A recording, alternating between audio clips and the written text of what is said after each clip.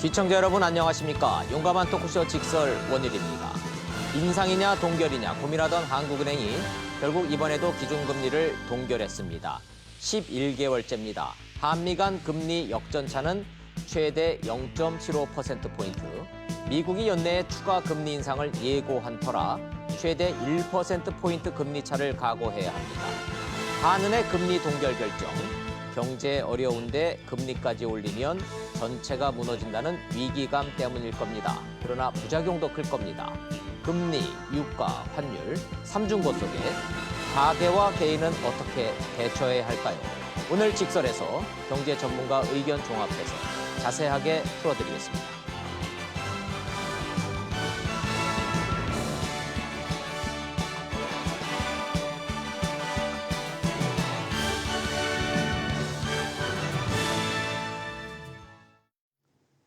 함께 해석해 주실 전문가 세 분부터 소개해드리겠습니다. 먼저 경기대학교의 김기흥 경제학부 명예교수님, 최양호 현대경제연구원 고문님, 그리고 홍춘욱 키움증권 투자전략팀장님 세 분 나오셨습니다. 어서 들어오십시오. 네, 반갑습니다. 안녕하십니까? 네, 반갑습니다. 네, 말씀드렸듯이 방금 전에 한은 금통위가 기준금리를 발표를 했습니다. 한은에 나가서 취재를 하고 있는 SBS CNBC의 김완진 기자 연결해서 상황부터 여쭙도록 하겠습니다. 김 기자 지금 연결돼 있습니까? 나와 계시나요? 네, 김한진입니다. 네, 지금 한은에서 막 발표했죠? 네, 일단 한국은행이 조금 전 그 금융통화위원회에서 기준금리를 현재 수준으로 동결하면서 연간 1.5%를 유지를 하게 됐습니다. 네, 그러면 지금 현재 1.5%인 기준금리를 동결한다. 이렇게 지금 발표를 지금 막 했는데 굉장히 고민들이 많았다면서요? 토론 시간이 굉장히 길었던 것 같습니다. 네네, 한은의 고민이 깊었던 것으로 보이는데요. 한은이 네. 기준금리를 동결한 원인에 대해서는 좀 잠시 후에 설명을 드리도록 하겠습니다. 네네. 발표하고 나면 한은에서 이러이러한 이유로 인상한다, 동결한다 그 메시지를 좀 정리해서 하지 않습니까? 원래 숫자보다는 보통 시장에서는 한은이 어떤 이유로 동결했다라는 그 이유에 더 관심이 많을 텐데 뭐라고 얘기했나요, 오늘은? 네, 한국은행이 설명한 내용이 아직 접수가 안 돼서 좀 잠시 후에 설명을 드리도록 하겠습니다. 11개월째 1.5%를 기준금리를 동결한다라는 결과만 두 갈씩으로 발표를 했고 총재가 이러이러한 이유라는 그 설명은 아직 발표가 안 됐군요. 그럼 그 브리핑 내용은 잠시 뒤에 다시 나오는 대로 연결해서 듣도록 하겠습니다. 어찌됐든 한은이 기준금리 발표는 지금 완료가 된 거죠? 네네, 그렇습니다. 한국은행은 기준금리를 연간 1.5% 그러니까 현재 수준으로 동결하기로 했고요. 네. 이주열 총재가 이따 11시 10분에서 20분 정도 사이에 브리핑을 통해서 왜 동결을 하게 되는지 근거를 자세하게 설명할 것으로 예정됩니다. 알겠습니다. 한국은행에서 계속 좀 취재를 좀 해주시고 이주열 총재의 그 메시지 내용이 나오면은 곧바로 연결해서 다시 또 묻도록 하겠습니다. 고맙습니다, 김 기자. 네, 감사합니다. 네, 자 들어보셨습니다. 결국 뭐 예상했던 대로 동결했는데 먼저 좀 최영호 고문님한테 네. 좀 여쭤보도록 하겠습니다. 한은 금통위원 아니시지 않습니까? 아니죠. 예, 안 했는데 몇 번을 제가 여쭤봤는데 동결이 될 거라고 너무나 자신 있게 말씀을 하셔서 네. 뭐가 좀 이 분위기가 시장에서 이 민간 연구소에서들은 이렇게 동결될 거다라는 근거가 뭐가 있었나요? 지금 이제 우리가 여기서 지금 접하지 않은 게 수정 경제 전망을 같이 발표하게 돼 있습니다. 그게 이제 그렇죠. 11시에 예, 왜 11시에 된 금리를 거죠. 동결했고 수정 경제 전망은 어떻다 나오는데 네. 수정 경제 전망이 뭐 하향되는 거가 뭐 눈에 보이고 네. 그런 뭐 이런 조건들이 많이 돼 있는데 수정 경제 동향이라 하시면 전체적인 경제 지표가 좀 안 좋게 나올 그렇죠. 것이다. 경제 그렇게는- 성장률 얘기하고 물가 이제 목표치 이런 것들 얘기하는데 경제 성장률을 지금 내릴 것이라는 전망이 크거든요. 네. 근데 경제 이 수정 경제 전망을 하향 조치를 하면서 금리 인상한 적은 한 번도 없습니다. 그렇군요. 그래서 이게 이제 경기가 올라갈 때 금리를 인상하는 거기 예. 때문에 거기에 많이 이제 우리가 방점을 둬서 동결이라는 얘기를 했고요. 네. 그다음에 2017년 11월 달에 우리가 이제 한 번 올리지 않습니까? 네. 그때 이제 발표문하고 오늘 발표문하고 비교를 해야 되지만 그때 뭐냐면 세계 경제가 호황세로 가고 네. 그다음에 우리나라가 국내 경제는 수출이 높은 증가세를 보이고 있고 보이고 뭐 등등을 있고. 얘기했는데 경제 성장률은 최소한 3.0은 넘을 것이고 그렇죠. 이런 식으로 등등인데 거기 맞는 게 하나도 하나도 없었어요. 없었다. 예, 지금 예. 상황이 그래서 이번엔 동결로 가고 또 조그마한 겁니다만 뭐 정무적으로 그럴 수가 있습니다만 10월 25일 날 네. 3분기 성장률에 대한 속보치가 나옵니다. 네. 근데 이제 그거에 대해서 이제 경기 앞으로 어떻게 될 것인가 또는 과거에 어떻게 됐는가 이걸 다 이제 체크를 한 다음에 금리를 올려도 올리고요. 그게 언제라고요? 10월 25일 날 나오고요. 그렇다면 국회 국정감사 국정감사는 한국은행 국정감사가 10월 22일 날 있습니다. 이이고 예. 예리하시네. 예, 국정감사하고도 네. 또 그런 것도 좀 설마 그것 때문에 그것 때문은 그랬겠습니까만은 아니겠습니다만은 그래도 불필요. 이렇게 금융시장은 예. 그런 거에서 막 설전 요구하는 거에 대해서 굉장히 예민하게 예. 반응을 하기 때문에 10월이냐 11월이냐 큰 차이가 지금 뭐 없을 때는 조금 뭐 뒤로 물리고 예. 또 환율 조작국 보고서 네. 뭐 등등 여러 가지 지금 체크할 게 많으니까 예, 환율 얘기는 저희도 오늘 네. 이게 주요 이 주제 중에 하나니까 그 잠시 좀 돌리는 거고. 다 보고서 하는 그런 모양새가 지금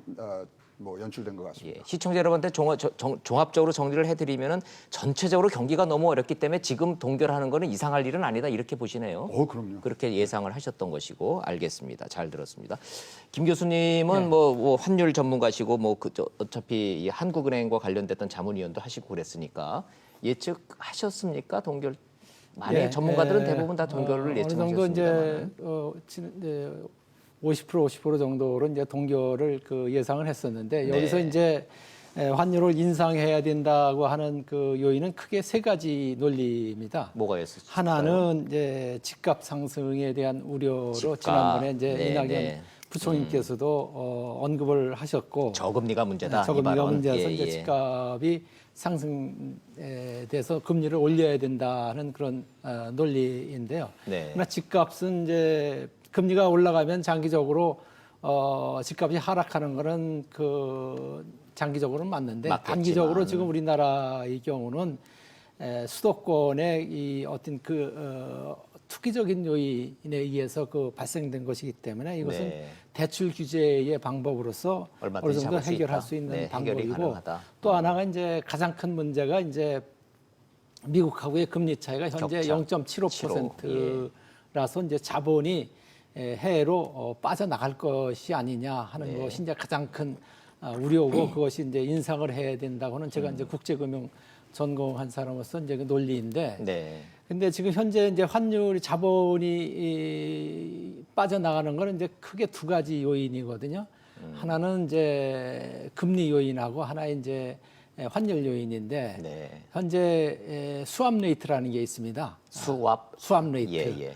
달러를 원화로 바꿔가지고 하는 그 선물 환율과 현율과 미래에 예. 우리나라의 환율이 어떻게 변화될 변할 것이냐. 건가에 대한 예측이 가능한 그런데 그 수치죠. 수압 레이트가 현재 마이너스 1.5% 정도 예측되고 있기 때문에 그 말씀인즉슨 그 얘기는 금리 차이는 0.75% 손해 보지만은 환 차익에서 1% 환율로 이상 상쇄가 커버가 될 되기 거다. 때문에 이제 자본이 지금까지는 빠져나가지는 않았거든요. 아하. 그런데 이제 조심스러운 거는 이제 이번 주부터 서서히 이제 미국의 금리 인상이 거의 기정사실화 되니까 네. 만약 1%포 이상 되면은 이제 되면 빠져나갈 그런 위험성이 좀 있다고 이렇게 있죠. 봅니다. 예. 그래서 금리 얘기를 하다 보면 환율 얘기를 안 할 수가 없어서 교수님을 특별히 저희가 좀 모셨습니다. 오늘 금리와 환율의 이 연관 관계성, 한국 경제가 지금 어떻게 갈 것인지 아주 칼날 위에 서 있는 것 같은 느낌이니까 그 설명 좀 잘 좀 부탁드리겠습니다. 세 가지 짚어주시는 하나를 빼뜨신 것 하나는 같아요. 또 하나는 이제 가계부채입니다. 가계부채. 가계부채가 예. 지금 우리 많이 빚이 너무 많죠. 많이 늘어났기 때문에 이것을 어느 정도 좀 조절을 해야 된다는 그런 주장인데 예. 가계부채는 자세히 보면 우리나라의 한 61%가 주택담보이고 주택담보 그 나머지 대출이고. 또 21% 정도가 이 자영업자들의 그 개인 이런 대출입니다. 그렇죠. 그러니까 예. 가계대출을 주택담보대출을 잡기 위해서 금리를 올려야 되는 측면도 있지만은 지금 네. 경기가 워낙 좋지 않고 최저임금 인상으로 해서 소상공인들이 상당히 어려우니까 금리를 인상되면 여기에 또 타격도 있기 때문에 예. 그 주장은 약간 좀 뒤로 미뤄진 것 예, 같습니다. 가계부채 아유 심각하죠. 지금 1,500조 시대니까요.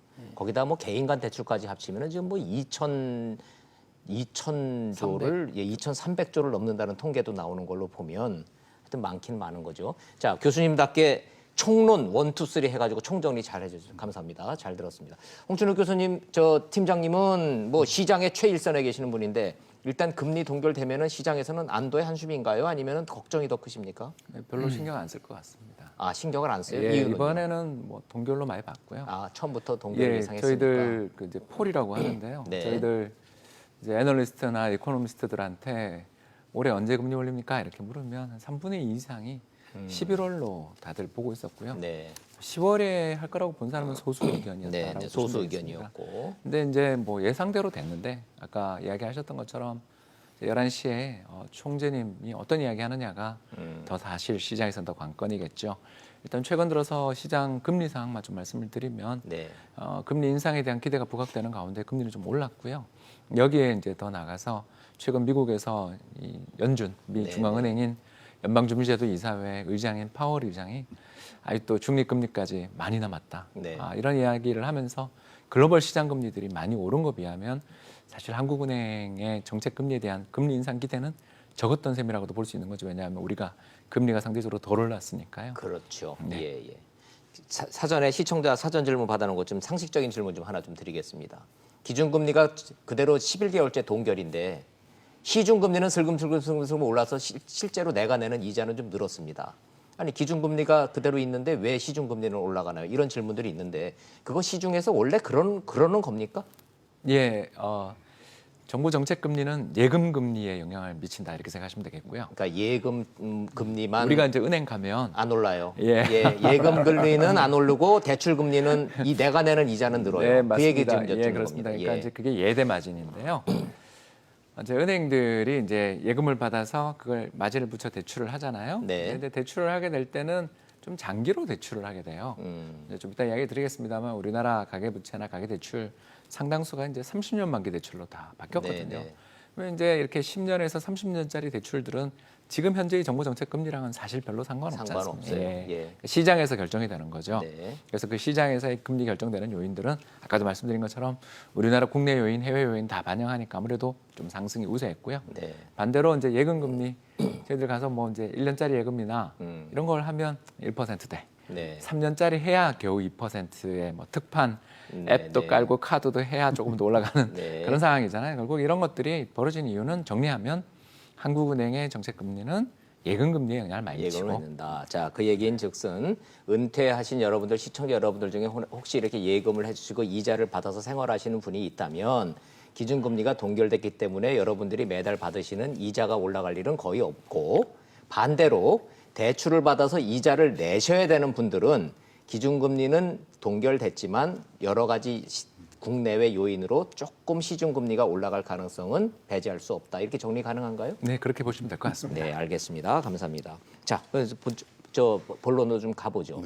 그 최영호 고문님, 그럼에도 불구하고 소수 의견이었지만 야 이거 금리 올려야 되는 거 아니냐라는 얘기가 지금 안팎에서 나왔던 이유는 일단 하는 총재님이 물가 상승률 2.0 되면은 올릴 필요성이 있다라고 언지를 하셨다가 현재 물가 상승률이 한 1.9% 된다면서요. 네. 그러면 물가 상승률이 근접을 했으니까 그러면 물가 때문에라도 기준금리 올려야 되는 거 아니냐라는 의견이 있기는 있었단 말이죠. 그렇죠. 지금 이주열 총재뿐만 아니라 한국은행의 지금 뭐 이 기본적 입장은 잠재 성장률 정도의 성장세가 이루어지고 네. 우리가 목표로 잡았던 2% 물가에 접근을 하면 금리 인상을 할 수 있다. 그래서 완화적으로 이런 통화 정책을 가는 것에 대해서 지금 하여튼 기본적 입장을 그렇게 밝히셨는데 네. 지금 이제 잠재 성장률이 우리 2.8에서 2.9인데요. 네. 1분기에 우리 1% 했고 2분기에 0.6%를 했단 말이죠. 네. 그래서 만약에 진짜 올해 2.9%를 가려 그러면 예. 3분기, 4분기가 다 0.9% 이상이 나와야 된다. 나와야 되는데 근데 예. 최근 3년간 0.9% 넘은 분기가 3번밖에 안 돼요. 예. 그래서 거기에 그 얘기는 올해 3분기도 그렇게 될 것 같지가 않다는 말씀이신 많죠. 거예요? 예. 그래서 4분기도 지금 다 이 하방으로 가고 있기 때문에. 그거는 개인 의견이십니까? 아니면 현대경제연구원을 비롯한 민간 연구소들의 공통적인 전망입니까? 공통된 의견입니다. 그건, 그건 뭐 네. 계산하면 나오는 거예요. 그다음에 이제 네. 물가 문제인데 사실 이제 물가를 보시면 많이 올랐죠. 예. 올랐는데 이게 금리를 올리려 그러면 수요가 많아져서 물가가 올라야지만 금리를 올릴 수 있는 겁니다. 근데 요번에 올라간 거는 경기가 좋아서 물가가 오르는 거면은 금리를 내릴 요인이 되는데 그렇죠. 지금 오르는 기름값 오르고 쌀값 오르고 지금 막 소비자 물가 시장 물가 올랐다라고 아우성 치는 거는 네. 경기가 좋아서 오르는 물가가 아니고 폭염, 폭염. 뭐 태풍, 태풍. 그다음에 추석 요인 뭐 이런 것 때문에 오르니까 그래서 근원 물가라 그래서 농수산이나 이제 뭐 이 석유 이런 걸 빼고서 근원 물가라 하는데 근원 물가는 0.9%밖에 안 됩니다. 네. 근원 물가가 1% 미만으로 간 것도요. 네. 금융 외환위기에 또 처음이에요. 그래서 물가가 금리를 인상할 수 있는 수요 확대에 의한 물가가 아니고 예. 그것은 그냥 원자재 가격이 올라가서 한 거기 때문에 예. 언제든지 바뀔 수가 있어요. 그래서 요번에는 그 두 가지 조건, 아주 기본적인 두 가지 조건이 다 안 맞았습니다. 다 안 맞았다. 그래서 예. 뭐 한은으로서 하여튼 독립적이고 또 정확한 판단을 하셨다고 이렇게 생각을 합니다. 그렇군요. 자, 그럼 결국은 물가가 올라가는 것도 뭐 경기가 좋아서 물가가 올라가는 게 아니라 뭐 그런 요인으로 뭔가 이 수급이 안 맞고 뭐 이래서 지금 올라간다는 말씀인데 그렇게 돼야지 됩니다. 예. 혹시 그러면은 그게 무슨 스태그플레이션 조짐이나 이렇게 보는 견해는 없습니까? 그런 건 아직까지는 과도한 걱정이고. 예, 거기는 아직 우리도 완만한 이제 증가세는 있긴 증가세는 좀 있습니다만은. 있는 거고. 그래서 지금 이제 11시에 수정 경제 전망에서 이제 물가 전망치도 나옵니다. 나오죠. 근데 예, 지금 두 달째 0.1%씩 지금 줄이고 있거든요. 네. 그래서 이번에 1.7에서 1.6으로 내려가지 않겠느냐는 또 생각도 있고요. 좋습니다. 네. 예. 그러면 이제 물가와 관련 좀 한은이 지금 당초 올해 같은 경우에는 지금 2.9% 전망했는데 교수님 이거 지금 뭐 OECD도 그렇고 IMF도 그렇고 외부에서는 이거 좀 자꾸 이 수치는 내려가는 것 같. 예, 지금 국민들은 그렇게 알고 있는데. 네, 지난번에 한 IMF에서 발표한 우리나라의 그 전망치는 2.8로 내려갔죠. 내려갔고 예. 내년도에 이제 2.6%로 그 하는보다 더 낮은 전망치를 내놓고 있습니다. 전문가로서 한은의 전망치, 한국의 민간 경제연구소의 전망치, 그다음에 IMF나 OECD의 전망치, 국외에서 하는 전망치로 봤을 때 전문가들은 어디다 더 무게를 두십니까? 예, 아무래도 민간의 그 어떤 그 시장의 흐름을 반영하는 그 입장에서 봤을 때는 민간의 전망치가 아무래도 좀 더 무게가 있다고 이렇게 볼 수가 있겠습니다. 뒤집어 얘기하면은 한국 정부나 한은이 전망하는 거는 희망이 섞여 있고 기대가 섞여 있기 때문에 좀 신뢰도가 떨어진다는 말씀이신가요? 신뢰도보다도 이제 정부 쪽에서는 이제 그 희망 희망이 사항이고요. 좀 섞여 있고. 또 그다음에 이제 민간 쪽에서는 현장에서 예. 최근에 이제 많이 소득주 성장에 따른 여러 가지 부작용이라든가 이런 것이 이제 반영된 그 네. 현장의 반영 전망치라고 볼 수가 있겠습니다. 아니 제가 이 질문을 밥을 먹으러 가면 너무나 수없이 많은 이 밥집 사장님들이 도대체 경제는 언제 좋아지는 거라고 저한테 물어보셔서 이 수치를 가지고 근거를 갖고 말씀을 좀 드려야 되는데 숫자가 다 달라서 제가 이런 질문을 대신 한번 좀 드려봤습니다. 국민들이 좀 그런 그 의문을 갖고 계신 것 같아요. 왜 자꾸 성장률 전망치가 떨어지느냐. 저희들이 지금 그 대학생들의 이제 대학에 강의를 나가면은 이제 방학 때 이제 마트 같은데 아르바이트를 하는데 그렇죠. 요즘 아르바이트를 구할 일자리도 지금 없다고 하는 학생들이 그런데 한번 현장에 나갔다 오면 확 달라지죠. 그렇죠. 지금 감각들이 그래서 좀 그것도 예. 지금 가장 현장에 반영되는 그 전망치라고 볼 수가 있겠습니다. 가장 대부분 경제학자들이 대부분 전망치가 이제 뒷북을 치는데 네, 현장에서 쓰레기를 치는 사람이나 학생들이 아르바이트를 가면 현장에 피부로 느끼기 그렇죠. 때문에 예, 그것이 예. 더 오히려 신뢰성이 있다고 볼 수가 있겠습니다. 예. 경기 연말 되면 좋아질 거라고 얘기하면요. 실제로 저기 서빙하는 이모님들이 막 화내세요. 예, 실제로. 예, 그런 현상들이 하여튼 시장 현상에는 하여튼 존재하고 있는 거죠. 자, 이제 뭐 그런 거고. 다시 질문으로 가면 그럼에도 불구하고 이게 금리를 인상해야 되는 거 아니냐. 이게 장기적으로는 이거 자꾸 앰플 주사만 맞고 넘어가는 거 아니냐는 걱정의 목소리는 한미 간의 금리 역전차 현재 0.75포인트, 이거 1포인트까지도 올라가면 견딜 수 있을까? 의구심이 많습니다. 전문가들은 어떻게 보시나요? 제가 국제금융을 전공한 사람으로서 이제 1% 이상 올라가 현재 0.75가 이제 마지노선이고, 네. 아까 방금 제가 말씀드렸듯이 이제 금리 차이가 1% 이상 되면은 선물 환율하고 현물 환율 사이에 그 수합 레이트가 이제 축소가 되기 축소가 때문에 되죠. 결국은 이제 자금이 빠져나가거든요. 그래서 이번 주에 이제 대부분 이제 채권 시장에서도 한 1조 9천억 정도가 이제 매도를 해가지고 이제 나간 그런 현상은 이제 그 시초 단계라고 볼 수가 있고요. 네. 그다음에 또 하나가 이제 금리 차이고 환율 차이인데 지금 이제 오늘 중국이 환율 관찰국으로 이제 됐습니다만은 네. 그렇게 되면 이제 중국이 만일 이제 그 원화가 이제 약세가 되면 우리나라도 같이 그 원화가 이제 약세가 되면은 네. 결국 환차 손까지 보게 되면 그때 가서는 이제 자금이 이제 해외로 빠져나가기 시작한다고 볼 수가 있겠습니다. 네, 그 환율과의 그 관계에 대해서는 세 분한테 잠시 뒤에 조금 더 한 발짝 더 깊이 들어가서 질문을 여쭙기로 하겠습니다. 미국과의 단순 금리차만 놓고 보면 이번이 처음은 아니죠. 1%포인트 경험은 우리가 한 두 차례 정도 있지 않습니까? 예, 97년도 IMF 때 하고 하고, 2004년도 두 번 있었습니다. 그 당시도 1% 정도 차이가 있을 때도 크게 우리가 자금 유출이 일어나지 않았던 그런 경험이 있었습니다. 예, 그래서 정치권에서는 한 1%포인트까지는 경험도 있고 견딜만 하니까 서민 경제 생각해서 좀 버틸 때까지 버텨보자 이런 정치권의 목소리가 분명히 존재해요. 그렇게까지 갈까요, 지금 하느니? 지금 현재 이제 12월 달에 미국의 FOMC가 이제 금리를 인상하면 이제 현실적으로 1%의 금리 차가 이제 나는 거죠. 나게 되면은 이제 국제 금융 시장에 이제 신흥국 시장에 이제 자금이 어떻게 이제 움직이느냐 또 미국의 양적 완화에서 그 자금을 어떻게 이제 흡수하는 그 정도 강도를 보고서 아마 결정을 할 것 같습니다. 그렇겠죠. 예, 예.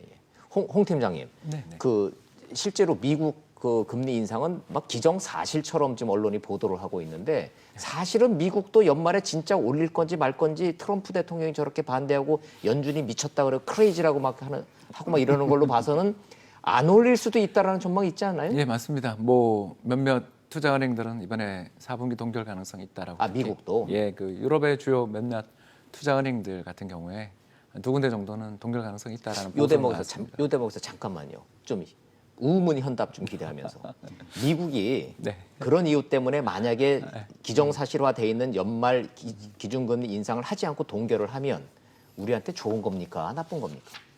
일단은 좋고 일단은 당장은 좋아요? 좋겠죠. 왜냐하면 지난 9월달 미 연준이 금리를 인상한 다음에 특히 그 한 주 뒤에 예. 파월 연준 의장이 아직도 중립금리까지 많이 남아 있어요. 이런 이야기를 예. 하니까 많이라는 표현을 쓰는 거 보니까 한 3번, 4번 더 인상할 수 있겠다. 네. 이런 생각들을 가지게 되는 순간 그날 금리가 한 10bp 정도 예. 오르더라고요. 그거는 명확한 시그널이었죠. 예, 그 발언은. 그렇게 이야기를 했기 때문에 일단 미 연준 의장이 그렇게 이야기를 했음에도 불구하고 동결했다. 네. 그러면 일단 금융시장 참가자들은 좋아하겠지만 만약 이제 그 근거가 뭘까? 예. 뭐 인플레이션이 안정돼서 동결 이러면 참 좋은데. 좋은데 예, 예를 미국도 들어서 기업 네, 그렇습니다. 실적이 안 좋아서 정확한 예. 이야기신데 이제 그럴 때 이제 보통 쓰는 표현을 뭘 쓰냐면 국제금융시장의 혼란 및 자본시장의 변동성 확대 이런 표현을 쓰기 아, 시작하면 어려워서 무슨 말인지 모르겠어요. 쉽게 예. 해서 주식시장 빠졌다라는 이야기를 그러니까 동결의 명분으로 쓰는 순간이 아하. 나오면 그는 오히려 야 연준도 걱정하기 시작했어. 네, 네. 이렇게 해석할 수 있는 대목이 있어서 이렇게 당장은 좋을지 모르지만 사실 동결보다는 인상을 해주는 게 오히려. 세계 경제 참가자들 입장에서는 미국 경제는 건전해요. 예, 이렇게 해석할 예. 수 있는 여지도 있다고 볼 수 있습니다. 아, 그렇게 설명을 하시니까 시청자 여러분들이 좀 이해를 좀 하실 것 같은데 미국이 금리를 만약에 동결을 했을 때 물가가 충분히 잡혔어가 아니고 그렇죠. 좋은 줄 알았는데 미국도 이게 경기가 그렇게 좋지 않네. 그리고 잘 나가던 IT 기업들 이른바 뭐 페이스북, 뭐 애플, 아마존 이런 데가 실적이 꺾였네. 아, 미국 경기가 정점 찍고 내려가나?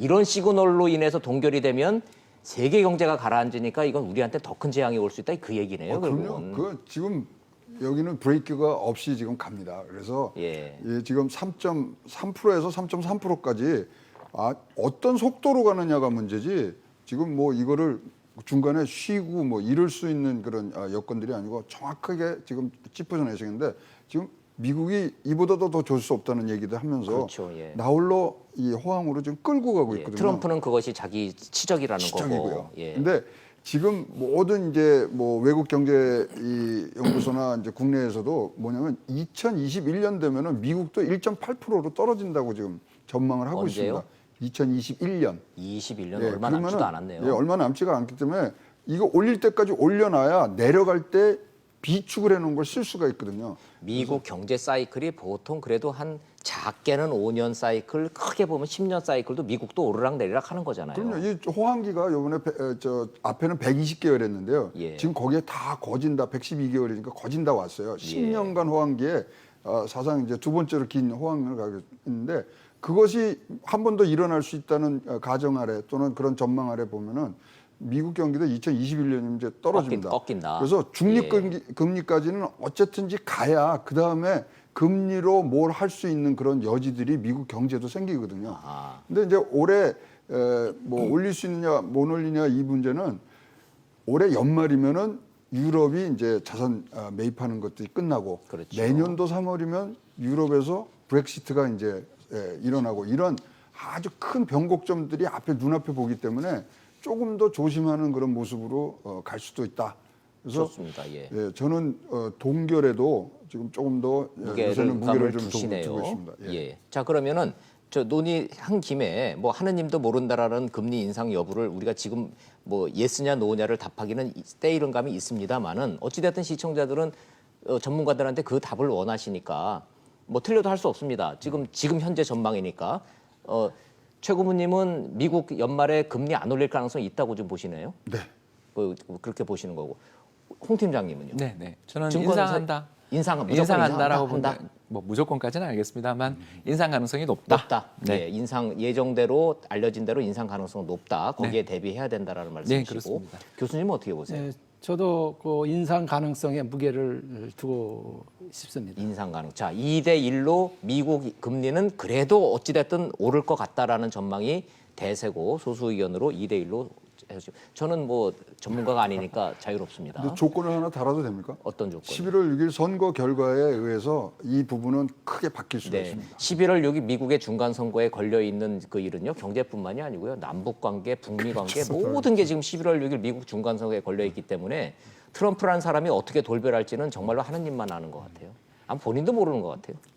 내가 무슨 생각하고 있는지를. 이제 이 선거 유세하고 이렇게 진행하는 거 보면 일단은 지금 주식이 확 빠졌다가 4% 빠졌다 2% 올리잖아요. 네.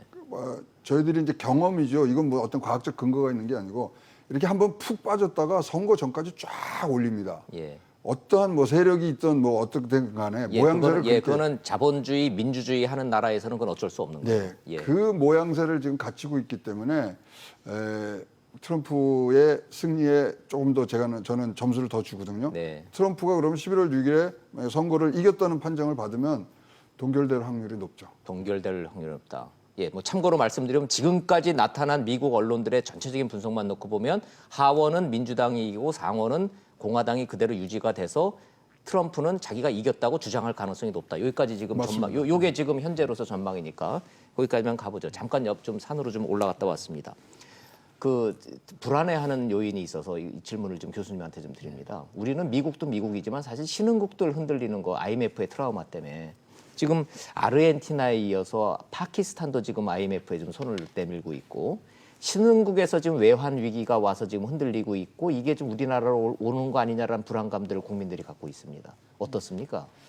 예, 우리나라로 좀 뭐 전혀 그 환율이 급격하게 그 만약 하락을 해서 자본 유출이 일어난다고 그러면은 네. 그런 가능성은 뭐 배제하지 못합니다. 그러나 이제 그런 안전판으로서 현재 우리나라가 애환 보유고가 한 IMF보다 그때 당시에 비교해서 한 4천억 달러 정도 더 네. 보유하고 있기 때문에 100배쯤 더 있는 예, 거죠. 그렇죠. 예. 그렇기 때문에 그런 그 위험성은 좀 줄어들었다고 볼 수가 있겠습니다. 그러나 지금 이제 국제 금융시장이라는 게 또 급격하게 또 우리가 예측 불허하지 못할 정도로 그 자금이 변동되기 때문에 네. 미국이 이제 양적 완화를 축소를 하고 긴축적인 발작 현상이 만일 일어난다고 하게 되면 우리나라도 그런 어떤 자유롭지 않죠. 자유롭지 않은 그 상황에 있다고 볼 수가 예, 있겠습니다. 이게 외환 이게 외국인 빠져나가는 게 빠져나가질 말아야지 빠져나가기 시작하면 4천억이라는 숫자도 안심할 만한 숫자가 아닌 거죠. 4천억 달러라는 이 네, 어마어마한 그렇죠. 돈도 이 우리 돈이 아니니까 결국은. 알겠습니다. 그 증권 업계 입장에서는요. 최근에 안전자산이라고 달러 투자하신 분들이 워낙 많다 해서 제가 여쭤보는데 맞습니다. 이렇게 되면은 한은이 기준금리를 동결했습니다 오늘. 네. 단기적으로라도 미국 달러 환율은 어떻게 되나요? 예, 이제 이럴 때가 제일 무서운데요. 예. 최근 들어서서 이게 환율이 조금 오르는 흐름인 거죠. 지난 추세는 6월에 그랬죠. 예, 지난 6월에 1,050원까지 갔던 환율이 예. 많이 올랐을 땐 1,144원. 지난주에 지난주에 그 목요일 기준입니다. 그때는 딱 1140, 이틀 전이네. 예, 1,144원까지 갔다가 이번 주는 1,120원대로 지금 떨어져 있는 상황인데요. 네. 환율 자체만 놓고 보면 일단 작년에 흐름은 내내 환율이 떨어지다가 올해 바닥을 좀 찍고 환율이 오르는 분위기라서 최근 들어서서 외화예금 가입자들은 늘어나고 있고 실제로 외화예금의 수익률이라고 하죠. 이제 네. 이자들 이런 것들 특히 장기 쪽으로 예금을 갖다가 단기 예금이 아니라 거기도 이제 만기가 다르니까요.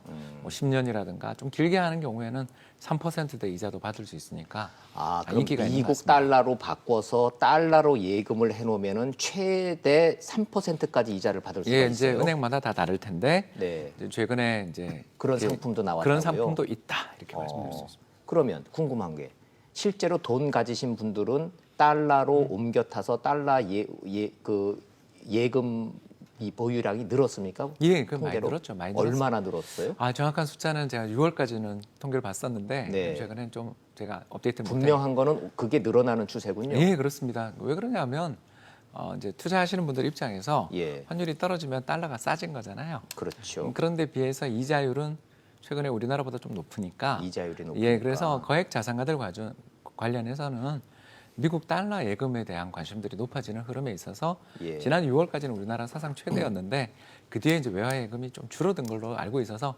정확한 금액은 저도 한번 좀 찾아보겠습니다. 돈을 좀 여유자금을 가지고 계신 분들은 달러를 많이들 사시는군요. 최고모님도 좀 사놓으셨어요? 아니 뭐 달러는 뭐 그 이제 왔다 갔다 할 때 쓰는 정도만 갖고 있고요. 근데 예. 진짜 왜 질문을 피하십니까? 좀 그러니까요. 투자를 좀 뭐, 해놓으셨냐고 묻는 아니요, 투자는 저는 뭐 달러는 시청자들이 궁금해하시니까. 뭐 달러 없습니다. 예, 좋습니다. 근데요, 이 달러 이 환율 조심하셔야 돼요. 왜냐면 2017년 11월 달에 우리가 금리 올렸잖아요. 처음으로 네. 최초로 올렸는데 이 금리를 올리면 이 환율은 내려와야 되거든요. 네, 그날 11원 급등했어요. 그렇죠. 아까 말씀하신 대로 진짜 하느님도 몰라요. 몰라요. 네. 이거 마이클 셰일던의 정의란 무엇인가, 아인슈타인의 상대성 원리, 그리고 환율은 무엇인가. 이거 이 21세기에 갖고 있는 문제거든요. 네. 그래서 어느 쪽으로 튈지를 모릅니다. 당시 2017년 11월 달에 그 근방에는 뭐가 있었냐면 북핵 미사일 막 발사하고 이럴 때요. 맞아요. 예. 그럼에도 불구하고 이게 우리가 교과서에 배우는 거하고는 영 딴판으로 갔기 때문에 진짜로 환율 같은 이 문제는 뭐 우리 홍춘욱 팀장 같이 전문가들하고 항상 말씀을 나누시고 해야 됩니다. 사실 우리나라는요 금리보다 환율이 훨씬 더 중요한 나라입니다. 이게 소규모 개방형 경제는 금리가 어떻게 환율에 가서 환율이 어떤 식으로 우리 경제에 미치는 영향 그것을 보셔야 되기 때문에 금리 공부하시는 것보다 환율 공부하시는 게 더 중요합니다. 환율에 대한 시청자들의 질문과 궁금증이 점점 높아지는 걸로 봐서 뭔가 환율에 의한 재테크 이 욕구가 커진 거는 분명한 것 같기는 한데요. 저도 경험이 있습니다만은 제가 한참 전에 대한민국에서 최고의 환율 전문가라는 분들이 시장 참여를 하시는 분들한테 미국이 기준금리 올리면 달러는 무조건 올라갑니다. 그래서 달러는 사놓기를 우리는 권유합니다는 얘기를 제가 분명히 들었거든요. 그로부터 20원 떨어졌습니다. 그 말 들은 뒤로 제가 20원 지금 떨어진 거를 제가 지금 경험을 하고 있기 때문에 시청자 여러분들한테 환율에 관한은 정말로 이거 오를 겁니다, 내릴 겁니다를 이렇게 좀 단정적으로 얘기하는 건 좀 어려운 일이기는 해요. 자, 그럼에도 불구하고 질문 드립니다. 자, 환율 전문가시니까 이 금리 동결과 미국 금리 그리고 이 환율하고의 관계 어떻게 전망하시나요? 그 환율 예측이 이제 주가 예측보다도 사실은 더 어렵습니다. 현장에서. 하죠. 그런데 예. 이제 환율이 결정되는 그 변수는 두 가지 변수에 의해서 결정됩니다. 하나는 네. 금리에 의해서 결정되고 금리. 또 하나는 이제 물가에 의해서 그 결정이 됩니다. 네. 그래서 그 금리가 미국 달러가 그 금리가 상승되면 미국의 달러 가치가 상승되면 상대적으로 우리나라 원화는 이제 약세를 보이는데 또 하나 여기가 이제 우리나라 물가가 상승되면은 우리나라 환율이 다시 또 하락하는 이런 요인이 되고 있습니다. 그러면 그래서 지금 발표되고 있는 대한민국의 그 물가 평균 상승률 1.9%는 교수님 말씀대로라면은 지금 환율에 영향을 줄 정도로 오른 겁니까? 아니면은 낮은 겁니까? 지금 이제 이게 우리나라하고 이제 주로 비교가 되는 이제 미국하고 일본의 그 네. 물가를 그 비교를 해봐야 되는데요. 미국의 물가에 비해서 그렇게 높은 수준은 아니기 높지 않다. 때문에 이제 그것이 환율이 우리나라에 크게 떨어지지 않고 강세 기조를 유지를 한다고 이렇게 볼 수가 있겠습니다. 그러니까 방향성은 달러 강세 방향성으로 화살표는 이렇게 유지는 되는데 급격히 오를 것 같지는 않다 이렇게 보시는 예, 거군요. 홍 팀장님 아까 말씀하고 맥이 같은 겁니까? 상승 기조는 맞는데 그렇게 급격하게는 안 올 것 같다? 일단 뭐 김 교수님 말씀에 약간 저도 또 덧붙이자면 네. 저희는 일단 환율은 이번에 급등했던 만큼 좀 진정은 되지 않겠나 그렇게 생각을 하고 있고요. 환율 급등했던 급등세가 만큼은 지난주 목요일 날 그렇습니다. 예, 1,140 1140원대까지 갔던 게 네, 거기서 그게 이제 급등이었다 예, 이거죠? 그렇죠. 그래서 올해 5월 대비 보면 한 90원 이상 오른 거니까 환율이 상당히 많이 올랐죠. 예. 그래서 그 오른 걸 생각하면 저는 좀 되돌림이라고 저희들이 이야기하는데 네. 너무 급등했으니까 환율의 하락 가능성은 좀 있다 이렇게 좀 보는데요. 있다. 예. 왜 그렇게 보냐 하면 아까 이제 교수님도 말씀을 하셨지만 우리나라에 들어오는 외국인 채권 매수 자금이 너무 많이 들어오고 있어요 지금. 외국인 채권 매입 자금이 예, 그래서 이제 우리나라 그 국제수지 통계가 8월까지 발표가 돼 있는데 네. 8월 달 합쳐가지고 우리나라에 들어와 있는 외국인 매수 자금이 얼마 들어왔냐면 채권이 예. 280억 불을 샀어요. 280억 달러. 예, 그러니까 우리나라 돈으로 하면 30조 원이 훨씬 넘어요. 30조 원의 돈이 우리나라로 달러로 들어온 거예요. 그러니까 이제 채권 사자고요. 그렇죠. 왜 그러냐면 예. 이제 수업 포인트 때문에 아까 교수님 네, 이야기하셨던 수업 레이트가 너무 좋으니까 네. 다시 말해서 환율의 변동의 위험을 해지를 하고 보니까 해지라는 게 이제 펜스를 치는 거잖아요. 예. 그래서 미리 만기 때까지 우리나라 원화 채권을 보유하는 대신 달러를 미리 사두는 거죠, 선물안을. 네. 그러면 얼마 정도 수익이 나냐 하면 거의 1% 이상 수익이 나거든요. 그것만으로도. 예, 그것만으로도 수익이 나니까. 이제 반대로 네. 한국 사람들이 해외에 나가서 채권을 살라 그러면 반대로 그 금리 차로 손해를 보면서 환해지를 해야 되거든요. 그렇죠. 예, 그러다 보니까 이런 이제 쉽게 얘기해서 전 세계적으로 다 달러 금리들이 높다 보니까 우리 원화 자산을 사려고 하면 네. 달러 이자에 대해서 보상을 많이 보상을 해주니까. 해줘야 돼요. 그래서 그래서 달러 예금을 해놓으면 우리 국내 원화 예금보다 이자를 더 주는 거예요. 그렇죠. 예, 그리고 시청자 여러분들도 이제 그거를 잘 아시기 때문에 그래서 돈 있는 분들은 꼭 환율 때문에 아니더라도 그렇죠. 이자 때문에라도 환율의 달러 미래는 예금을 아무도 하는 모르니까 예, 그냥 맞아요. 이자 좀 받아두는 걸 선택을 하자. 그런 거에다가 이제 두 번째 세상이 하수상하니까 예. 어떻게 될지 몰라서 달러를 좀 사두자라는 거고요. 아까 잠깐 질문하셨던 거 대답하면 우리나라 4대 은행 기준으로 해서 네. 외화 예금 또는 달러 예금이 무려 360억 불이래요. 360억. 고세도 확인을 해주셨네. 감사합니다. 그래서 지난해 연말에는 360억 달러가 예금으로 들어가 예, 있어요. 그러니까 4대 은행 기준 달러 예금이. 예, 그래서 이제 작년 연말에 한 320억 불이었으니까 예. 6월까지 올해 6월까지 굉장히 많이 많이 올랐다가 환율 올라오니까 좀 차익을 실현하신 분들이 있어서 6월보다는 조금 줄어든 것으로 알고 있습니다. 어찌 됐든 얘기인즉슨 여유 자금을 가지고 계신 분들은 미국 달러를 안전자산으로 지금 여기고 있는 그 추세는 분명하군요. 그러니까 트럼프 대통령 취임 후에 달러가 요동치게 된 건 사실이지만 네. 지난 1970년대부터 해서 한 50년간에 걸친 기축통화로서의 지위랄까요? 예. 안전자산으로의 지위는까지는 흔들리지 않았다. 네, 이렇게 네. 볼 수 예. 있겠습니다. 뭐 이게요, 포인트가 이거예요. 지금 환율이 움직이려면 우리나라 돈이 이렇게 움직여야 되고 달러가 움직여야 되는데요. 네. 우리나라가 돈의 움직임은 생각하지 마시고 예. 지금 환율이 이렇게 뭐 한 방향으로 움직이는 건 달러가 강세기 때문에 하는 거니까 네. 환율 계산할 때 지금 우리나라 뭐 동향 그다음에 미국 동향 보셔야 되는데 지금은 장이 미국 달러의 움직임을 더 주의 깊게 보셔야 환율에 대한 계산이 빠르고 이해를 하시기에 좋습니다. 네, 미국 달러 움직임만 잘 보셔야 된다. 그런데 뭐 상식적인 선에서 시청자들 입장에서 생각을 해보면 2008년도에 미국의 금융위기 와서 미국이 달러 기축통화국이니까 마구잡이로 막 찍어가지고 전 세계에다 헬리콥터처럼 달러를 뿌렸는데 이제 경기가 좋아지니까 그거를 이제 회수하는 과정인 것까지는 다 알고 있다 이거예요. 그럼 당연히 강달러가 돼야 되는데 트럼프 대통령이 나 강달러 싫다, 약달러 유지해라 미국 무역 적자 때문에 그러면서 시장에 혼란이 있는 거 아니에요 지금? 있는 거죠. 근데 지금 약달러로 갈 수 있는 그 이벤트가 한 2개 아직 남아 있습니다. 첫째, 뭐가 있을까요? 미국의 인프라 예. 1조 달러의 인프라를 재건축하는 부분이 가면 이 재정 적자가 나기 시작하고 돈 쓰기 시작합니다. SOC 투자를 하나요, 미국이? 그렇죠. 아하. 그 1조를 지금 하는데 아직까지 지금 대선 공약인데 지금 뭐 구체적인 예. 얘기를 안 하고 있어요.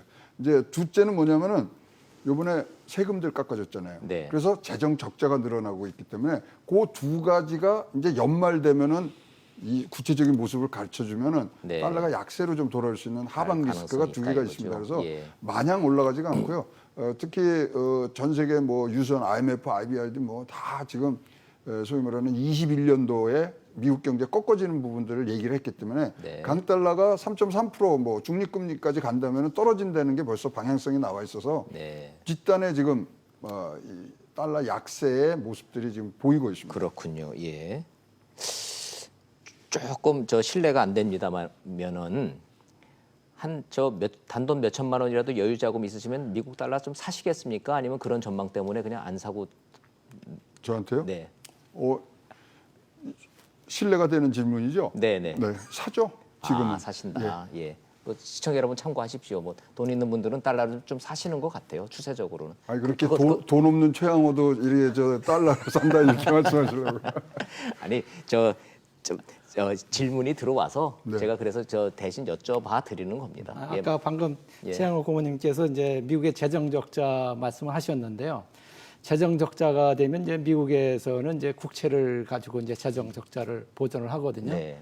그 예전에 레이건 대통령 때도 이제 뭐 재정 적자를 국채를 조달을 해가지고 미국의 금리가 올라가면은 외국으로부터 이제 미국 쪽으로 돈이 자금이 들어오죠. 돈이 이동되면은 예. 강달러를 보이는 그런 추세를 같이 보이고 그렇죠. 있습니다. 예, 예, 맞습니다. 예. 자, 그래서 그 이제 환율 얘기를 하다 보니까 이 얘기를 여쭤보지 않을 수가 없는데 초미의 관심사였죠. 한국과 중국의 환율 조작국 여부, 이른바 미 재무부의 환율 보고서 발표됐죠. 어느 분이 네, 오늘 홍 발표됐습니다. 팀장님 예. 그 들여다 보셨으니까. 이게 뭐 오늘 아침에 나왔는데요. 발표됐죠. 예, 이게 지난주부터 이거 관련해서 보도가 너무 많아서 예.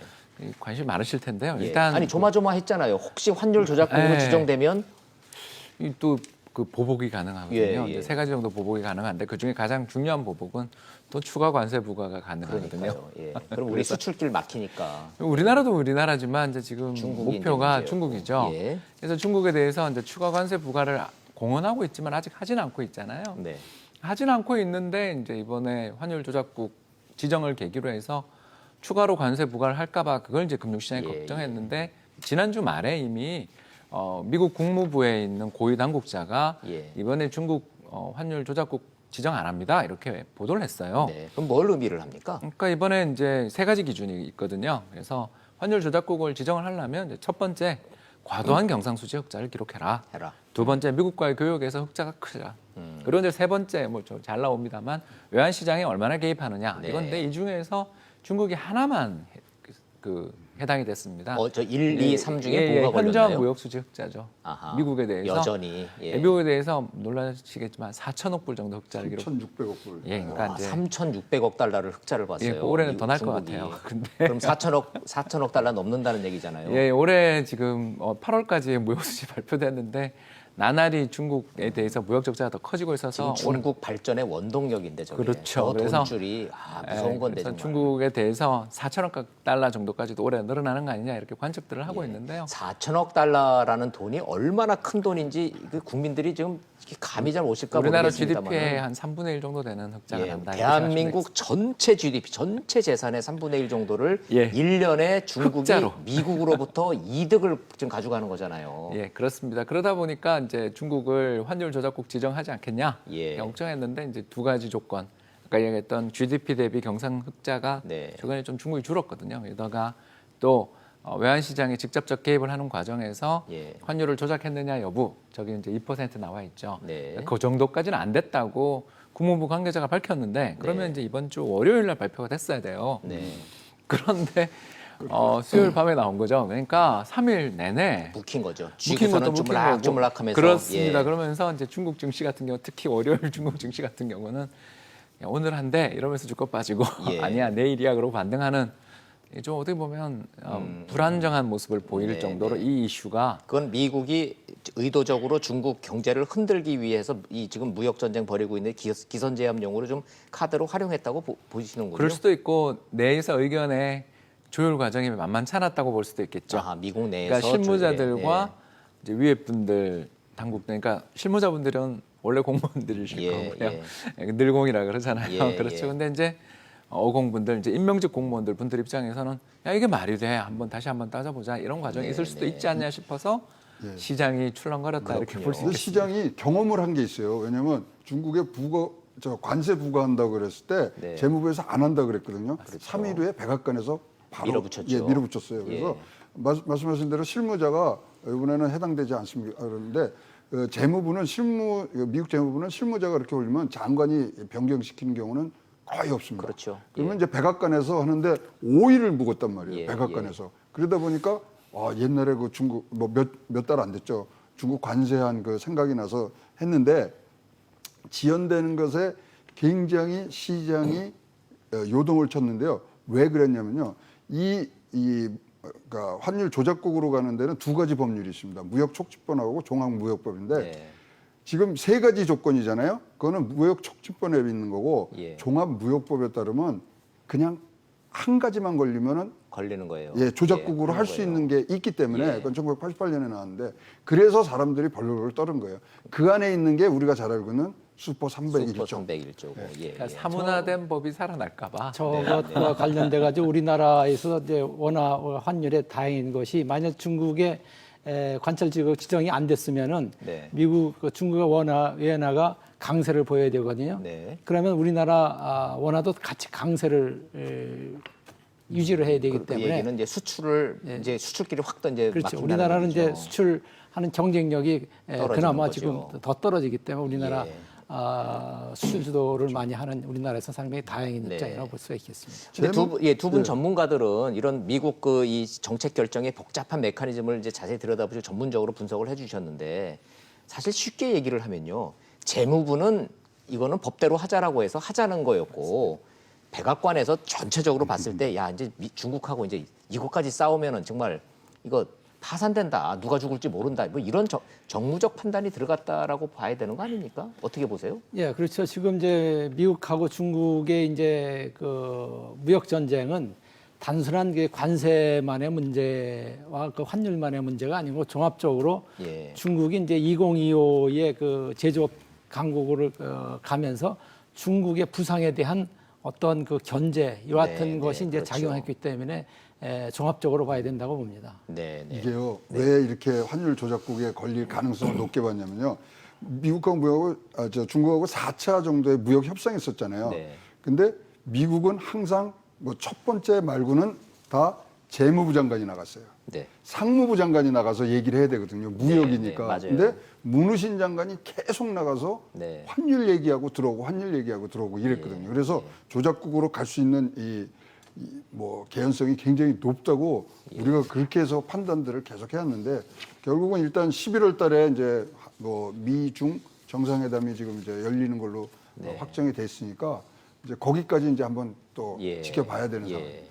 이게 이제 그 환율, 금리 이런 얘기를 좀 하다 보면은 저희 그 워싱턴 특파원 시절에도 그런 얘기를 했습니다. 중국도, 러시아도, 북한도, 이란도 가장 전 세계에서 무서운 데가 어디냐고 찍으면은 미국 국방부라고 생각들 하지만 국방부 아닙니다.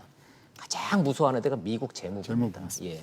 그만큼 결국은 전쟁은 총으로 하는 게 아니라 이 돈 갖고 하는 게 진짜 전쟁이더라고요. 경험적으로 하여튼 그렇습니다. 그래서 미 재무부가 중국과 한국을 환율 조작국으로 지정할 건가 말 건가 걱정하는 것 자체만으로도 시장은 흔들리지 않습니까? 네, 뭐 예. 실제로 지난 4월에도 그때 실제로 우리 환율 예. 떨어질 때도 미국 재무부 무섭고요. 예, 무섭습니다. 같은 관료들이라도요, 국무부 관리들은 생글생글 웃으면서 얘기를 하잖아요.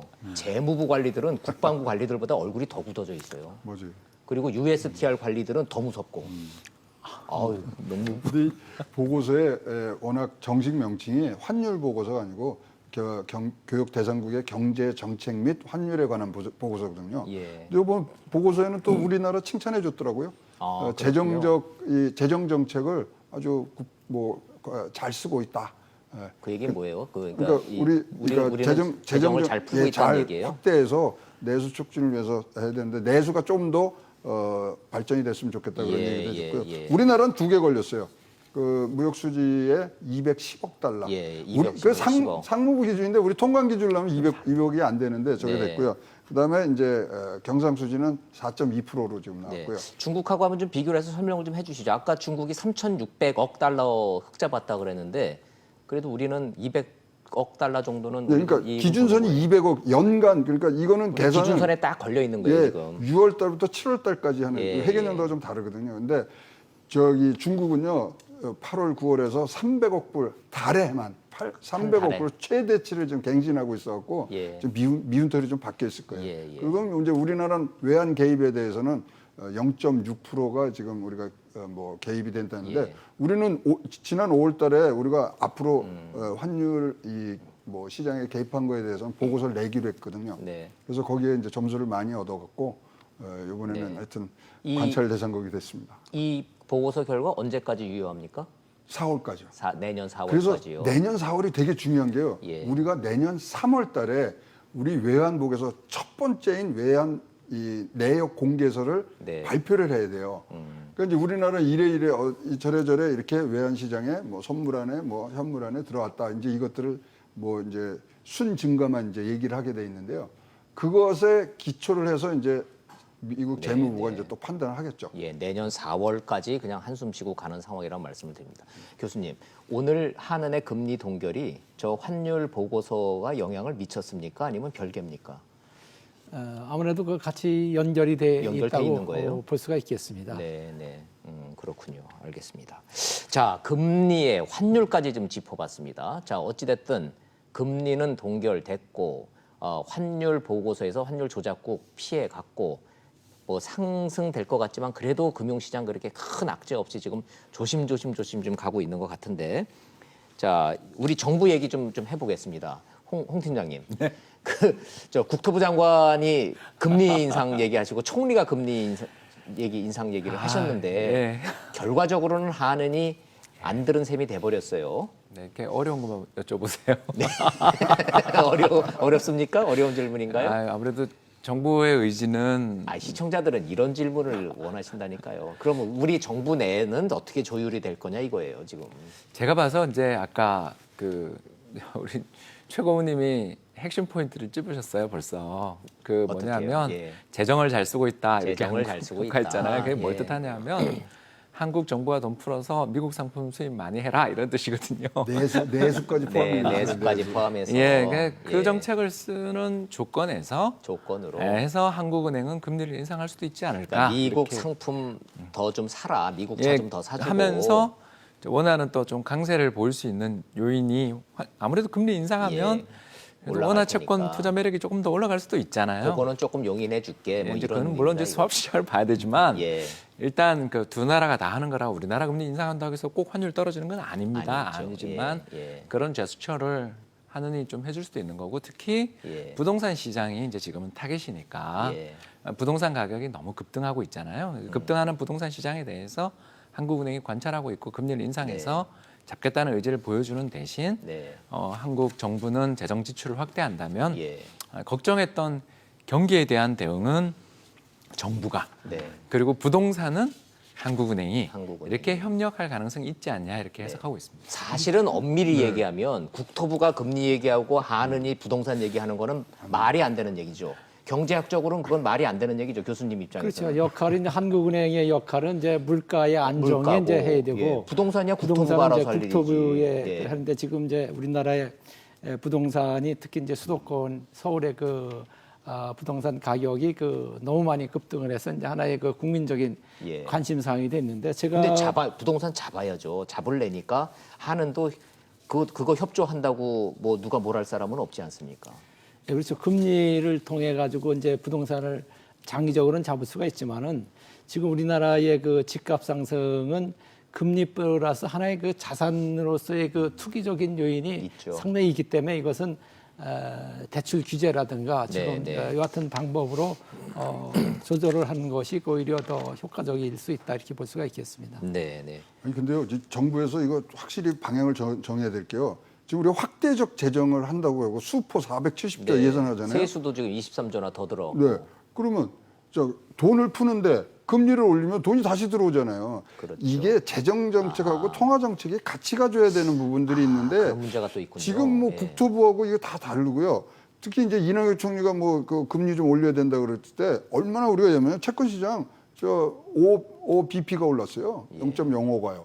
그런 식으로 굉장히 예민한데 사실 뭐 이 정부뿐 아니라 과거 정권들이 다 이 한국은행의 이 독립성 훼손하는데 한 번씩 다 하거든요. 예, 노무현 대통령조차도 그 뭐라고 말씀하셨냐면 금융회의에서 부동산 문제가 뭐 생기는지 아닌지 우리가 유심히 보겠다. 그래갖고 그때 이성태 총재를 누가 만나라고 하냐면 지금 사회수석인 김수현 그렇죠. 네, 예, 예. 비서관이 가서 만나. 그때 뭐 언론에서 난리가 났었잖아요. 그래갖고 동결은 해요. 네. 근데 그 다음 주에 지급 준비율을 인상을 해버립니다. 네, 네. 그다음에 조원동 수석, 한은이 금리 좀 내려주겠다. 그때는 진짜 융단 폭격 맞았고요. 그렇죠. 최경환 부총리가 그러고 보니까 다 했네요. 다 했어요. 최경환 예, 부총리가 이주열 총재 만나갖고 금리에 금자도 안 나왔습니다. 척하면 척이죠. 예. 그것 때문에 또 난리가 났었지 않습니까? 네, 그래서 네. 사실 이 정부 여당 뭐 이런 데서는 한국은행의 독립성과 이 공정성을 훼손하는 그런 부분들을 예. 사실들은 하셔서는 안 돼요. 네, 네. 그래서 이렇게 되면요 부동산을 잡기 위해서 금리를 이제 금리 정책을 쓰는 거 아닙니까? 그래서 한국은행이 그러면은 이 동원 가능한 정책 수단으로 이용될 수가 있거든요. 네, 네. 그것은 진짜 최악입니다. 좋습니다. 그 한마디 더 곁들인다고 하면은 부동산 가격이 그 상승하게 되는 그 가장 큰 원인은 2014년도에 그 최경환 총리께서 그 민에서 LTV, 집사라. DTV를 그 예. 부동산 그 경기가 침체됐을 때 네. 활성화한다고 그래가지고 그것을 그 풀었거든요. 네. 그것이 이제 시차적으로 지금 현재 하나의 그 버블이 생기게 된 하나의 먼 원인이라고 볼 수가 있겠습니다. 네, 네, 알겠습니다. 뭐 한국은행의 독립성 굉장히 중요한 화두이긴 합니다만은 사실 시청자 입장에서 보면 그 높으신 분들끼리 높으신 분들끼리 알아서 할 일이고 지금 이제 국민들이 걱정하는 거는 가계부채지 않습니까?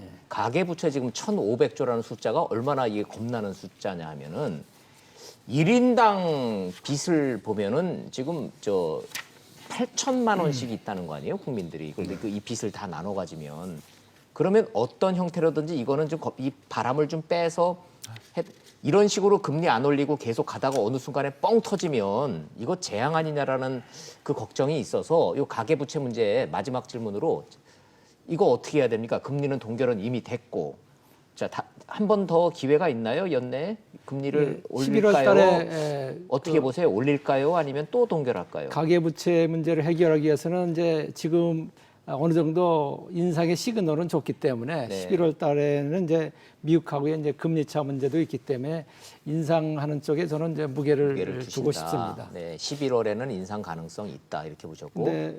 예, 또 하나 이제 가계부채 문제에 있어서 또 우리가 자세히 들여다봐야 될 것이 우리나라의 가계부채의 그 1,500조 중에서 한 64%가 이제 61% 정도가 이제 주택담보대출이고 네. 그 중에 한 64%가 수도권에 그 몰려 있습니다. 그 이유가 이제 수도권에 주택 가격이 상승되기 때문에 이제 맞습니다. 소비자들이 주택을 담보로 해가지고 이제 대출을 받은 것에 늘어나는 것이고 그 또 하나 이제 용도상으로 보면 한 21% 정도가 이제 자영업자들의 이제 그 생활자금 대출이죠. 생활자금인데 예. 또 상당히 위험한 것이 이것이 이제 단기성이고 그 다음에 그 만기 일시 상환이기 네. 때문에 금리가 상승되면 이것이 가계 네. 파산 내지 예. 자영업자들의 그 신용 불량으로 넘어갈 수 있는 위험성이 있다고 볼 수가 금리가 있겠습니다. 0.1%만 올라도 그런 영세 자영업자들은 직격탄을 맞으셔서 정말로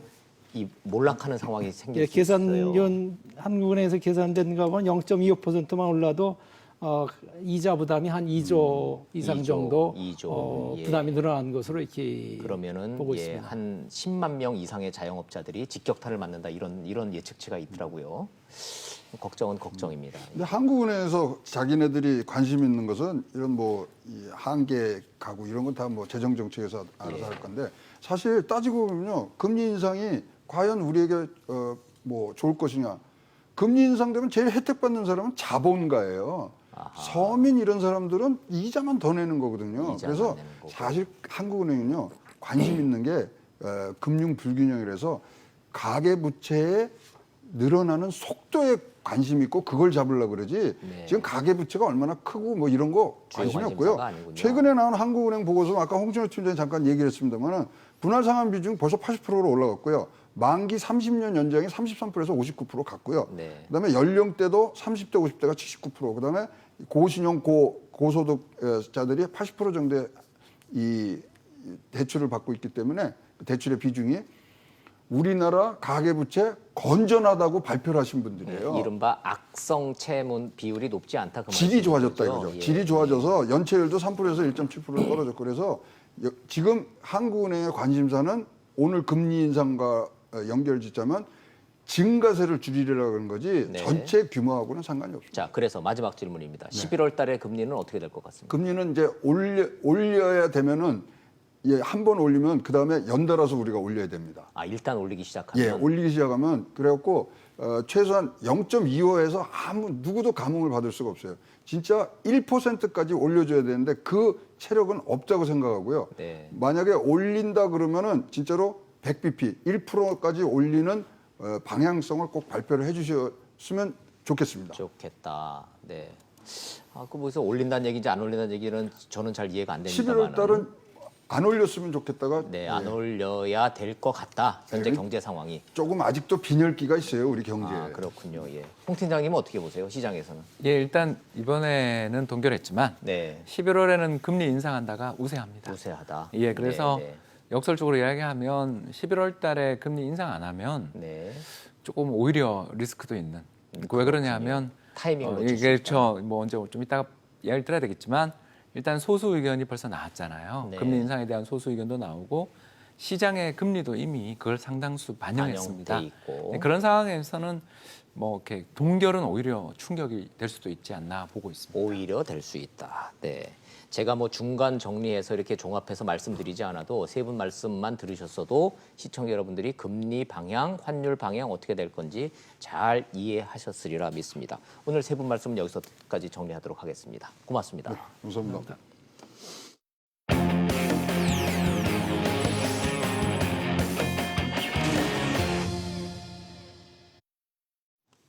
조금 다른 얘기 좀 해보겠습니다. 유럽을 순방 중인 문재인 대통령이 교황청에서 연설을 했습니다. 그리고 오늘 저녁에는 프란치스코 교황을 만나서 김정은 위원장의 평양 초청 의사를 전달할 예정입니다.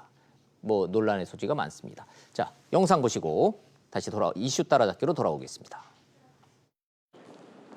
교황청 성 베드로 성당에서 열린 한반도 평화를 위한 미사. 문재인 대통령과 김정숙 여사, 한인 신부와 수녀, 이탈리아 동포 등이 참석한 가운데 열렸습니다. 문 대통령은 미사 후 외국 정상으로선 이례적으로 기념 연설을 했습니다. 한반도 종전선언과 평화협정 체결은 지구상 마지막 냉전 체제를 해체하는 일이 될 거라며 국제사회의 지지를 요청했습니다. 오늘 우리의 기도는 현실 속에서 반드시 실현될 것입니다. 우리는 기필코 평화를 이루고 분단을 극복해낼 것입니다. 앞서 문 대통령은 어젯밤 콘테 이탈리아 총리와 정상회담을 하고 북한이 비핵화를 계속하도록 국제사회의 격려와 유인 조치가 필요하다며 이에 대한 지지를 당부했습니다. 또 두 나라 관계를 전략적 동반자 관계로 격상시키기로 했습니다. 이번 순방의 최대 관심사인 프란치스코 교황과의 단독 면담은 오늘 저녁에 이뤄집니다. 문 대통령은 김정은 위원장의 평양 초청 의사를 교황에 전달할 예정입니다. 교황이 그동안 한반도 평화에 각별한 관심을 가져온 만큼 북한이 공식 초청할 경우 방북할 수 있다는 긍정적 답변이 나올지 주목됩니다. 네, 유럽 순방 뉴스 들으셨습니다. 절대 놓쳐서는 안 되는 이슈만을 모아서 쉽게 설명해주는 이슈 따라잡기 순서 돌아왔습니다. 최진봉 교수님 나오셨습니다. 어서 오십시오. 안녕하세요. 안녕하십니까. 뭐 딴 거 다 빼고 예. 뭐 좋은 얘기 다 빼고 예. 딱 저 핵심 쟁점만 가지고 한번 해보자고요. 예.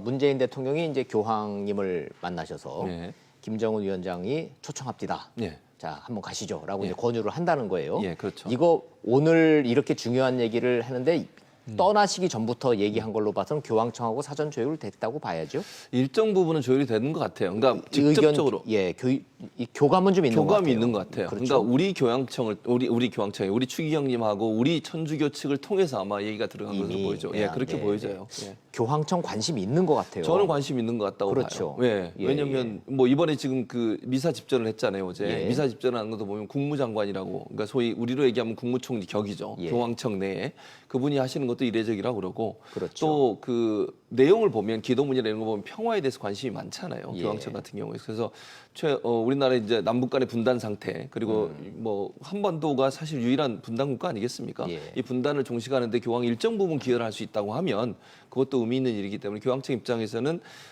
전 세계적으로 어떤 교황청의 위상이나 이미지를 또 제고시킬 수 있는 그런 기회도 된다고 저는 봅니다. 대한민국이란 나라의 땅덩어리와 인구 사이즈에 비해서 예. 로마 교황청이 한반도 한국에 대한 관심도가 큰 이유를 제가 여쭤본 적이 있어요. 그래요? 예. 카톨릭 신자가 예. 인구 대비 우리가 예. 많다는 거예요. 아, 그래요? 진성 신도가 500만 명인데 지금은 600만 명까지 육박했다는 거고요. 예. 유일하게 지구상에서 분단 국가이기 때문에 교황청이 정치적 의미가 크기 때문에 그렇죠. 관심이 예. 많은데 맞습니다. 문제는 예. 아버지 김정일도 초청했었잖아요. 그랬었죠. 지금 손자인 그러니까 아들인 그 김정은 위원장이 초청한다는 거잖아요. 예, 그랬었죠. 아버지 때는 성사가 안 됐는데 지금 초청 뭐가 달라졌습니까? 조건이? 아버지 때는 뭐가 문제였냐면요. 사실 이제 논란이 여러 가지가 있는데 북한 측에서도 별로 그렇게 나중에 처음에는 초청을 하려고 했지만 예. 그 당시 그런 얘기가 있지 않습니까? 교황청에서 그러면 신자가 있으면 한번 좀 찾아서 보내달라. 아, 북한은 종교의 자유가 자유가 없으니까. 없잖아요. 그래가지고 그 당시에 이제 아주 예전에 천주교의 신자였던 분 할머니 한 분을 찾아내는 거예요. 형식상으로 뭐 있지 않을까요? 북한 거 형식상으로 만들어내려면 있죠. 예, 예, 만들려면 맞습니다. 얼마든지 만들 수 있을 그렇죠. 것 같은데. 그러니까 교회도 만들고 성당도 만들 수 있지만 예, 이게 진실하냐 이런 부분에 있어서 의문이 있었던 것 같아요. 진정성에. 그래서 한 분을 모셔오라 그래서 교황청에 모시고 갔다는 거예요. 예. 근데 그 할머니가 그렇게 거기서 얘기를 하신 거예요. 나는 태어나부터 그러니까 그 천주교 신자가 된 이후에 하나님을 한 번도 내 마음에 떠나 보낸 적이 없다. 예. 지금 이북 할머니 얘기하는 그렇죠. 거죠? 예, 예. 북한에 가신 할머니가 예. 이 말을 듣고 북한에서 우려를 했다는 거죠. 큰일 났구나 이거. 그러니까 교황이 왜냐하면 오시게 주체 되면 사상을 믿어야 되는데. 그렇죠. 근데 교황이 오시게 되면 천주교 신자들의 마음에 뭔가 또 새로운 그 종교에 대한 또 신앙에 대한 불을 지필 수 있고 체제 선전을 하기 위해서 예. 교황을 초청을 했는데 오히려 도리어? 체제가 흔들릴 그렇죠. 가능성. 그럴 가능. 그래서 그때는 그만뒀거든요. 김정일은 자신이 없었네. 자신이 없었죠. 그럼 그러니까 반대로 김정은은 자신이 있어요? 지금? 제가 볼 때는 어느 정도 자신 있는 것 같아요. 지금 보면 그래요? 세계 무대에 자꾸 나오잖아요. 예, 정상과 예. 대화도 하고 그리고 예. 문재인 대통령 온 이후에 본인이 또 머리 숙여서 인사하는 모습도 보여줬어요. 네. 그러니까 정상 국가의 모습을 갖춰가려고 노력을 하고 있는 것이고 네. 더 이상 이제는요. 김정일 때는 그래도 정부가 통제하고 어느 정도 통제가 가능해요. 근데 예. 지금 보세요. 북한에서 물론 대놓고 정권에 대해서 비판은 못하지만 네. 암묵적으로 사실은 우리 뭐 드라마를 본다거나 우리 뉴스를 본다거나 이런 게 엄청나게 많이 퍼져 있잖아요. 네, 장마당도 많이 퍼져 있고 네. 이런 상황이라고 하면 뭔가 촉발점만 있으면 터질 수 있는 상황이라고 저는 봐요. 그렇군요. 예. 아니 교수님 얘기를 들어보니까 예. 뭔가 상황이 바뀐 게 느껴져요. 예. 그런데 제가 모두에 예. 논란의 소지가 있다라고 지금 말씀을 드린 이유가 예. 자 싸움은 말리고 흥정은 붙이랬다고 붙여야 되죠. 네, 그랬죠. 문재인 대통령이 교황청까지 가셔서 예. 아니 김정은 저렇게 초청하는데 한번 가시죠라고 권유하고 이런 거 뭐 나쁜 일 아니잖아요. 예, 그렇죠. 그런데 일부 국내 야당을 비롯한 일부 여론이 아니 정말 그런 진정성을 갖고 있으면 예. 김정은이 교황청에다 직접 초청을 하시면 되는 거지. 네. 왜 그걸 우리가 꼭 굳이 가가지고 우리가 그렇게 뭐 심부름 하듯이 그런 모양새를 갖추느냐. 이 지금 논란이 있죠. 그렇죠. 그 논란이 있습니다. 요거 정치권에서 어떻게 정리될까요? 그러니까 정치권에서는 저는 그렇게 야당은 그렇게 주장을 하지만 청와대는 아마 이제 모르겠어요. 제가 뭐 개인적으로 알아본 건 아니지만 네. 제가 추측컨대 이래요. 처음에 사실 교황을 초청하는 문제도 우리 측에서 일정 부분 제한한 점이 있어요. 문재인 북한에게. 대통령이 제안한 거예요. 그렇죠. 제안했었죠. 왜냐하면 문재인 대통령이 유럽 순방을 앞두고 있었고 예. 아마 제가 발표는 안 했지만 네. 혹시 그런 의사가 있으면 내가 교황님 만나서 그럼 적극적으로 얘기해 보겠다 이런 말도 하시지 않았을까 하는 생각이 들거든요. 네. 저는. 그러니까 유럽 순방은 이미 계획돼 있었고 그다음에 이제 남북 정상회담에서 네. 문재인 대통령이 교황님이 오시게 되면 북한도 여러 가지 좋은 점이 있을 거다. 네. 또 한반도 비핵화나 평화에 대해서 국제사회가 일정 부분 관심을 갖는 부분도 있을 테니 예. 긍정적인 측면을 고려해서 좀 초청해 보는 게 어떻겠냐라고 제안을 했었고 네. 제안한 건 분명하잖아요. 그건 그렇죠. 청와대가 밝혔고요. 예. 김정은 위원장이 그걸 받아들였거든요. 받아들였고. 그리고 또 우리 김희중 그 추기경께서 뭐라고 말씀하시냐면 내가 교황청 가서 이 의사를 충분히 전달하겠습니다까지 얘기했어요. 오시면 열렬히 열렬히 환영했다고 하겠습니다. 했고. 그 얘기했죠. 그러니까 예. 결국은 제가 볼 때는 문 대통령이 먼저 제안을 하셨고 본인이 아마 그렇게 얘기하셨을 수도 있다고 저는 봐요. 뭐 그거는 확인된 건 아닙니다. 지금 네. 제가 그냥 추측으로 말씀을 드리는 건데 네. 내가 예를 들면 교황을 만나러 가게 되면 김정은 위원장 그런 뜻이 있다면 내가 적극적으로 한번 얘기를 해보겠다. 네. 그런 식으로 얘기가 되지 않았을까 하는 게 제 개인적인 판단입니다. 그래요. 그런 시계열상의 흐름을 생각을 해보면 우리 대통령이 북한 김정은 대변자냐 이런 지적은 좀 어폐가 좀 있네요. 그렇죠. 그렇게 예. 볼 수는 없죠. 그거는 그러니까 예를 들면 그렇게 볼 건 김정은이 아니에요. 대통령한테 이렇게 하세요, 해주세요 이런 게 아니라 그게 아니고. 우리가 먼저 요청을 예. 했다고 하면 예. 그건 좀 앞뒤 문맥으로 봐서는 그렇게 보기가 어려운 것이죠. 문 대통령 입장에서는 김정은을 자꾸 국제사회로 끌어내야 끌어내서 되죠. 맞습니다. 비핵화한다라고 여기서도 얘기하고 저기서도 얘기하고 이 사람 만나도 얘기하고 자꾸 비핵화 얘기를 하도록 만들어서 그렇죠. 예. 기정사실화해서 글로 가게끔 어떻게 하든지 만들어야 되죠. 상황을 만들어야 된다. 그렇죠. 이렇게 이해를 하시면 될 그렇죠. 것 같네요. 그리고 교황이 그 상황에서 오셨을 때는 그게 훨씬 네. 더 국제사회의 관심을 주목받을 수 있는 이슈가 되는 것이죠. 네. 근데 그 결과적으로 예. 교황님이 가실 수 있어요? 저는 갈 것 같아요? 갈 것 같다고 봐요. 그래요? 몇 가지 이유가 있는데 첫째는요. 성공에 대해서는 뭔가 좀 다른 정황을 좀 갖고 계시나요? 그건 아닙니다. 그건 아니고. 성공회하고 다르거든요. 네, 교황이 네. 이제 캐톨릭하고 다른데 네. 어쨌든 교황 입장에서는 이런 것 같아요. 제가 볼 때는 지금 프란치스코 교황 같은 경우는 상당히 열린 마음을 가지고 계시고 그다음에 분쟁 지역이나 공산주의 국가에 대해서도 적극적으로 가신 예가 있어요. 쿠바 예가 같은 있고. 경우 2015년에 가셨거든요. 쿠바도 가셨었고. 쿠바는 공산주의 국가였어요. 팔레스타인도 가셨죠. 분쟁 지역도. 한반도 가고 싶어 하시겠네요. 가고 싶어 하실 거예요. 그리고 아하. 저는 그게 교황님의 역할이라고 생각해요. 분쟁 지역에 가서 평화를 선포하고 예. 화해를 유도해내고 네. 우리처럼 이게 분단 국가잖아요. 분단 국가가 통일돼서 화해와 평화의 장으로 가는 것을 교황님 입장에서는 좋아하지 않겠습니까? 그러네요. 또 그건 교황님이 늘 얘기하는 것과도 일맥상통하는 부분이 있고요. 예. 그런 차원에서 본다고 하면 가시는 것이 훨씬 더 득이 있다고 저는 봐요. 그건 교황님에게도 그렇고 그다음에 북한 측에서도 그렇고. 그래. 우리도 당연히 지금 우리 당연히 정부도 그렇죠. 원하는 예, 거고. 맞습니다. 자, 그러면 미국 정부는 어떻게 반응할까요? 미국 정부도 저는 적극적으로 추진할 거라고 봐요. 만약에 이제 의사를 표현한다고 하면 예. 긍정적으로 볼 거라고 봅니다. 왜냐하면 미국은 비핵화를 적극적으로 하기를 원하는 거잖아요. 네. 그리고 교황이 가시면 북한에 가서 가지고 인권 문제 얘기하실 거라고 저는 봐요. 얘기 안 인권. 하시겠습니까? 네, 네. 그리고 또 평화 문제 얘기하시겠죠. 네. 그러면 북한이 적극적으로 나오라고 얘기할 거라고 저는 봐요. 그리고 혹시 또 핵 없는 세상을 위해서 이런 그렇죠. 말씀 한마디 해주시면 그렇죠. 그런 말씀을 그럼 또 하시게 사실상의 비핵화 촉구도 그렇죠. 되는 거고. 예, 그렇게 그럼 된다고 이제 저는 미국도 그러면 특별히 마다할 만한 그럴 카드가 이유는 아니니까 없다고 봐요. 예. 오늘 저녁에 우리 시간으로 오늘 저녁에 굉장히 큰 뉴스가 나올 수가 있거든요. 맞습니다. 만약에 그럴 교황청에서 교황이 긍정적인 반응을 내놓으시면 예.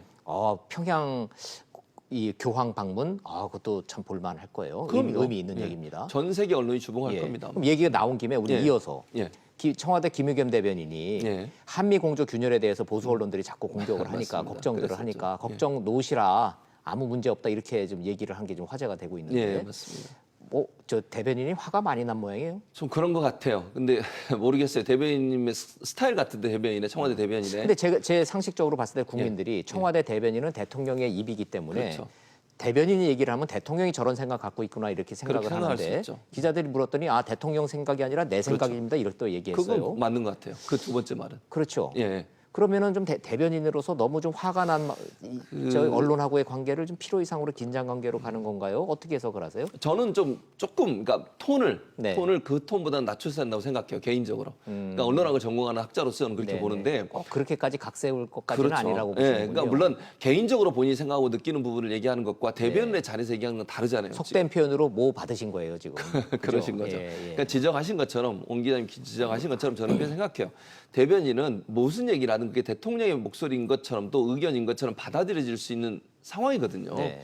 그런 부분을 고려한다고 하면 대변인은 개인적으로 얘기하는 것과 언론 앞에서 어쨌든 마이크를 앞에 두고서 얘기하는 것은 달라야 된다고 저는 봐요. 그래서 개인적으로 본인이 느끼시는 감정이나 느낌 이런 부분이 좀 그럴 수 있다고 저는 보는데 뭐 아니 표현을 문제 삼고자 하는 것이 아니라 네, 그렇죠. 김의겸 청와대 대변인이 하시고자 했던 얘기는 한미 공조 문제 없다라는 문제 없다. 거잖아요. 그렇죠. 그 얘기죠. 그럼 맞아요. 뒤집어 얘기하면 예. 한미 공조 진짜 그 이견 없습니까?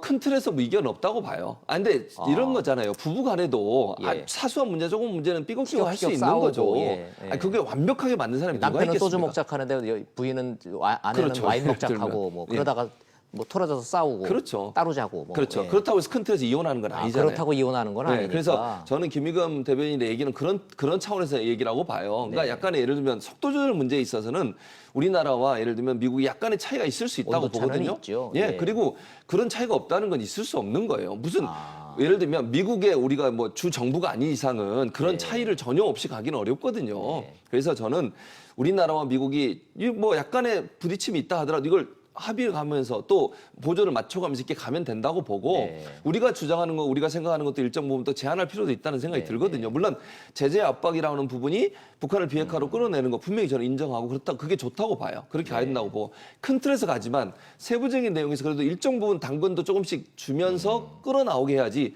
계속 제재 압박을 했을 때 과연 그게 성공할 수 있을 거냐 하는 부분에 있어서 네. 약간의 의견차가 있을 수는 있지만 큰 틀에서 예컨대 유엔의 대북 제재를 완전히 무시하고서 우리가 단독으로 뭘 하고 그런 건 아니라고 봐요. 그건 아닌 거다 이거예요. 그러니까 한미 간의 이견은 있을 수 있지만 예. 한미 균열의 수준은 아니라고 아니다. 보는 이 얘기를 하고 싶은 그런 거군요. 거죠. 예, 지금. 그런 얘기라고 저는 봐요. 예. 근데 이 와중에 이해찬 당 대표가 예. 자꾸 이제 교황 지금 만나지도 않았는데 네. 방북할 거다라고 얘기해서 그렇게 과속 얘기했죠. 논란을 빚고 예. 주한 미국 대사는 남북 관계 개선은 과속하면 안 된다라고 안 된다. 지금 그렇게 얘기를 하는 얘기했죠. 걸로 미루어서 예. 그런 거를 근거로 해서 보수 언론들이 자꾸 걱정하는 기사를 지금 내고 그 논평들을 하는 건데 그렇죠. 거기에 또 너무 예민하게 반응하는 거는 오히려 국민들이 더 불안해할 수도 있다라는 생각은 듭니다. 저도 그런 생각이 들어요. 그래서 대변인 입장에서는 약간 좀 너무 조금 여유가 좀 있었으면 그렇죠. 좋겠어요. 그러니까 사안마다 이렇게 논평을 하게 되면 예. 여러 가지로 논란이 또 불러일으킬 수 있고 이러니까 그런 부분들은 정말 중요한 사안. 예를 들면 한미 공조에 전혀 문제가 없고 균열이 없습니다. 이렇게 그냥 네. 무미건조한 톤으로 얘기하시면 좋을 것 같고 네. 전체적으로 저는 그렇다고 보는 것이고요. 네. 그다음에 또 하나는 이게 예를 들어서 이제 이해찬 대표 같은 경우에 전 총리죠. 이해찬 대표 같은 경우에 먼저 이제 한마디씩 하시잖아요. 저는 이게 어찌 보면 이런 생각이 들어요. 네. 정부가 직접적으로 얘기할 수 없는 부분이나 아니면 앞으로 추진할 부분에 대해서 대표는 얘기할 수 있잖아요. 그렇죠. 정당 대표 입장에서는. 네. 그리고 여론을 볼 수도 있는 거 아니겠습니까? 조금 비난을 받아도 좀 과속 발언을 의도적으로 한다고 그럴 보시는 수도 거예요. 있다고 보거든요. 물론 네. 이해찬 대표가 그런지는 모르겠습니다만 네. 그럴 가능성도 있다고 보고 정부가 뭐 정책을 추진하는데 정부가 나서서 미리 얘기해버리면 그건 기정사실화 되는 것이고 그렇죠. 여당 대표 입장에서는 이렇게 하는 게 어떻겠습니까? 이런 방식으로 가는 게 어떻겠습니까가 일단 던져놓고 그게 여론을 일정 부분 좀 추이를 보는 예. 그런 과정에서 본인의 역할도 일정 부분 생각하고 계시는 게 그렇죠. 아닌가 이런 생각도 듭니다. 예. 그러나 또 뭐 일각에서는 필요 이상으로 뭐 미국과 그렇죠. 국제사회의 의심을 자초할 만한 그런 발언들. 과속 발언 같은 예. 거를 굳이 할 이유가 그렇죠. 뭐 있냐. 그것도 뭐 이제 맞는 얘기예요. 이런 지적들이 예, 있죠. 맞습니다. 요 정도 수준으로 좀 합리적으로 지적을 하고 그래야 되는데 예. 한쪽에서는 과하게 보도를 하고 한쪽에서는 또 과하게 반응하고 그렇죠. 하니까 국민들이 좀 불편해하고 불안해하는 거죠. 불안해하고. 예, 예. 맞습니다. 뭐 여기까지 지금 얘기를 하고. 예. 이거 홍준표 대표 얘기 또 안 할 수가 없네요. 맞습니다. 침묵을 깨셨어요? 맞습니다. 뭐라고 그런 것입니까? 뭐 이제 더 이상 침묵하지 않겠다는 거예요. 침묵 안 하시겠네요. 안 하겠다.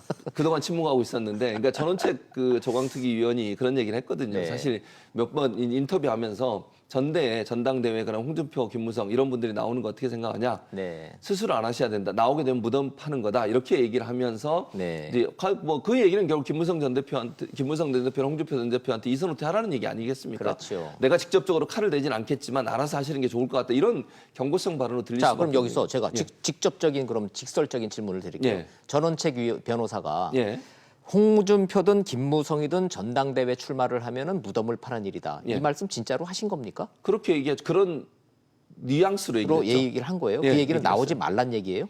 그렇게 이해될 수 있죠. 나오지 말라고 직접적으로 얘기 안 했지만 스스로 알아서 하실 거라고 이렇게 얘기했어요. 어찌 됐든 뭐 조광특위 지금 전원책의 계절이라는데 이 가을이 전원책 변호사가 나오면은 무덤 파는 일이라는 식으로 얘기를 하면 입장을 바꿔서 김무성 전 대표, 홍준표 전 대표 입장에서는 나 나오지 말란 그렇죠. 얘기구나 이렇게 그렇게 되는 들리는 거지 거죠. 않습니까? 가능한 얘기입니까? 저는 가능하지 않다고 봐요. 그러니까 어느 게 가능하지 않다는 거예요? 그러니까 출마가 가능하지 않다는 얘기입니까? 불출마가 가능하지 불출마가 가능하지 않다는 거. 나오겠다고 나서면 못 못 막는다는 얘기죠. 막는다는 거죠. 어떻게 뭘로 막을 겁니까? 어떤 방식으로? 예를 들면 규제를 하거나 제재를 하거나 아니면 뭐 당헌 당규를 바꾸거나 예. 아니면 윤리위원회에 올려가지고 그걸 처벌하거나 밀어야 되잖아요. 네. 근데 그럴 수가 없어요. 지금 홍준표 물론 얘기는 되죠. 예를 들어 홍준표 전 대표 같은 경우에 뭐 선거에 여러 가지 패배라든지 아니면 네. 당의 어떤 이미지 실추한 이런 걸 가지고 얘기할 수 있겠지만 그럼 당연히 반발이 없겠습니까? 네. 그건 거의 제가 볼 때는 뭐 불가능한 반발이 것 있거나 말거나 홍준표 전 대표가 그런 거 따지시는 분은 아니니까. 예, 그럼 홍준표 전 대표의 지금 언행과 지금 행보를 봤을 때 전당대회 출마합니까 안 합니까? 저는 하는데 더 무게를 둡니다. 한다에 물론- 한 표 두시는군요. 예, 그러나 전제 조건이 있어요. 뭐냐면 분위기가 어떻게 돌아가냐는 두고 봐야 되겠죠. 네. 100% 확신은 없지만 네. 본인은 그러니까 제 말씀은 홍준표 전 대표 입장에서는 분위기만 조성되면 자기는 나가겠다는 입장이에요. 최소한 전당대회 출마를 희망하시는군요. 그렇죠. 그렇게 내심. 저는 봐요. 예. 네. 그럼 왜냐면 김무성 전 대표는요? 김무성 전 대표도 저는 내심 있다고 보는데 있다고 보시는다. 근데 그거는 홍준표 대표보다는 조금 더 적다고 생각해요. 여러 가지를 네, 저울질하실 거라고 보고 예. 그러나 본인이 출마도 안 하겠다고 하셨어요. 20대 대선에 네. 총선에. 네. 그렇다고 하면 다음 총선에 출마를 안 하신다고 발표했다고 하면 전당대회에 나갈 가능성이 더 높아진다고 봅니다. 예, 저는. 전당대회가 재밌어질 수가 있겠네요. 예. 나오든 안 나오든 홍준표 전 대표 나온다 안 나온다만으로도 국민들은 그럼요. 뭐 충분히 잘하네 논란이 될수 못하네 이제 시끄러울 테니까 일단 흥행은 될 것 같은데. 그렇습니다. 여기서 예. 김병준 비대위원장이 요새 여러분들 만나고 계시는데 맞습니다. 그렇죠. 제가 회의해 보니까 예. 황교안 전 총리는 만났죠. 만났습니다. 들어오락했죠. 그랬죠. 대답 안 했죠. 안 했습니다. 그럼 들어가겠다는 얘기입니까? 안 들어가겠다는 얘기입니까? 그거는 상황을 보고 판단하겠다. 아하, 이렇게 얘기하는 게 맞을 것 같아요. 상황을 보고 예. 그러니까 황교안 예. 총리 뭐 얘기가 될 것 같기도 하고. 그렇죠. 얘기가 되는데 문제는 황교안 전 총리 그러면 좀 모양새를 만들어서 나 좀 모셔가라 그렇죠. 그 바로 얘기예요? 그거예요. 그겁니다. 꽃가마 그러자- 태워달라? 그렇죠. 아. 위험한 일은 안 하겠다는 거예요. 그게 이제 그분이 왜냐면 정치인이 정치인이 아니었고 아니고 이 행정가 공직자였잖아요. 공직자니까. 그래서 그렇다는 거예요, 제 말은. 예. 항상 그렇게 대접을 받으셨던 분이에요. 네. 그러니까 본인이 위험하거나 정치 현장에 뛰어들어서 지금 현재 보세요. 조강특위하고 이러면 이제 흙탕물 싸움 되고 그래도 지름땅 싸움 되잖아요. 범보수 대권 후보로 보면 자유한국당의 미래는 그래도 황교안이다라는 의견이 대다수로 많이 여론조사는 나오지 않아요? 그렇죠. 그렇게 나오고 있죠. 근데 그건 아직 남아 있잖아요, 시간이. 그거 하나 믿고 지금 뛰어들어가지는 않겠다는 않겠다는 얘기군요. 뭐 총선 전에 예컨대 뭔가 예. 분위기가 바뀌어서 나가야 되는 또는 본인이 가는 것이 유리하다고 정치적 판단으로 유리하다고 판단이 되면 나서시겠지만 네. 지금처럼 이렇게 혼란하고 뭐 지금 보수 대통합 얘기하고 이러면서 여러 가지 지금 논란이 있잖아요. 이 상황에서 본인이 들어가는 순간 그 논란의 중심에 서게 돼요. 그럼 이미지 타격이 올 수밖에 없는 것이고 네, 본인이 네. 또 실제로 할 수 있는 일도 별로 없어요. 네. 그런 상황에서 들어가서 이득이 있다고 보지 않는 거죠. 그러네요. 밖에 있는 게 훨씬 몸값을 올릴 수 있어요. 몸값을 올릴 수 있다. 자, 한 명 더 있잖아요. 예. 원희룡. 원희룡 지사죠. 만나러 맞습니다. 가죠? 만나러 갑니다 오늘. 야, 그거 완전 그 결과 좀 보시면은 예. 원희룡 지사하고 오세훈 전 시장 만난 결과 좀 나오고 그러면 다음 저 이슈 따라잡게 정리 좀 잘해서 알겠습니다. 시청자 여러분한테 자유한국당 얘기 좀 전해주시죠. 그러겠습니다. 자, 지금 시간에는 금융통화위원회 발표 나온 이 기준금리 동결에 대해서 한국은행에서 발표가 좀 있습니다. 그 관련 브리핑 한번 좀 보시고 가겠습니다. 이야기 한번 들어보시죠. 먼저 미국은 고용과 소비가 호조를 이어가면서 견실한 성장세를 나타내었고 유로 지역은 소비 호조에 힘입어서 그리고 일본은 투자 증가에 힘입어서 완만한 성장 흐름을 이어갔습니다.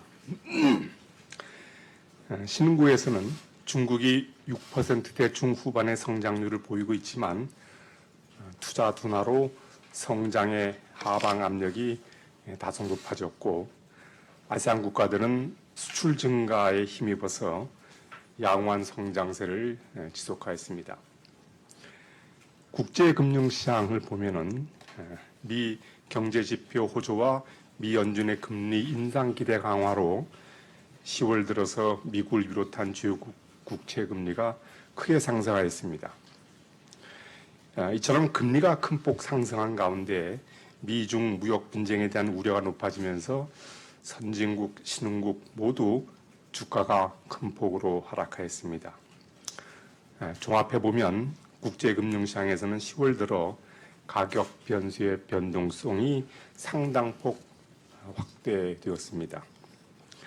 국내 실물 경제는 설비와 건설 투자가 조정을 받고 있지만 수출이 호조를 보이고 소비도 완만한 증가 흐름을 나타내면서 대체로 잠재 성장률 수준의 성장세를 이어가고 있고 앞으로도 이 같은 흐름에서 크게 벗어나지는 않을 것으로 그렇게 예상을 하고 있습니다. 소비자 물가는 농산물 가격의 상승세가 확대되고 전기요금 한시 인하 조치가 종료되면서 9월에는 상승률이 1.9%로 높아졌습니다. 그러나 식료품과 에너지 가격을 제외한 근원 인플레이션율은 지난 7월 이후 1.0%에 머물러 있습니다. 앞으로 소비자 물가 상승률은 1%대 중후반에서 등락할 것으로 전망됩니다. 근원 인플레이션율도 당분간은 1%대 초반을 이어가겠지만 점차 상승할 것으로 그렇게 예상을 하고 있습니다. 앞서 설명드렸듯이 국제금융시장이 큰 변동성을 보임에 따라 국내 금융시장에서도 주가와 환율, 금리 등 가격 변수가 큰 폭으로 등락하였습니다.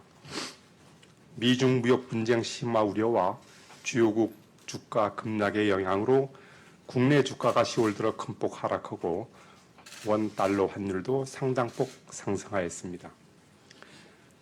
장기 시장 금리는 주요국 금리의 움직임을 반영하여 상승하였습니다.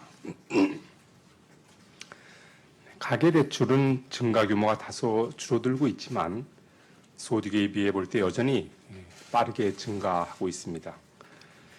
그리고 지난 7월 이후 서울 등 수도권 일부 지역에서 주택가격이 큰 폭 상승하였으나 정부에 잇따른 안정 대책의 영향으로 최근 들어 오름세가 둔화되고 있습니다. 저희들이 지난 7월 달에 경제 전망을 해보았고 다시 그 후에 대내외 여건의 변화를 고려해서 다시 한번 전망을 해보았습니다. 그 결과 금년도 경제 성장률은 2.7%, 소비자 물가 상승률은 1.6%로 예상되고 내년에는 경제 성장률 2.7%, 소비자 물가 상승률 1.7%로 전망되었습니다.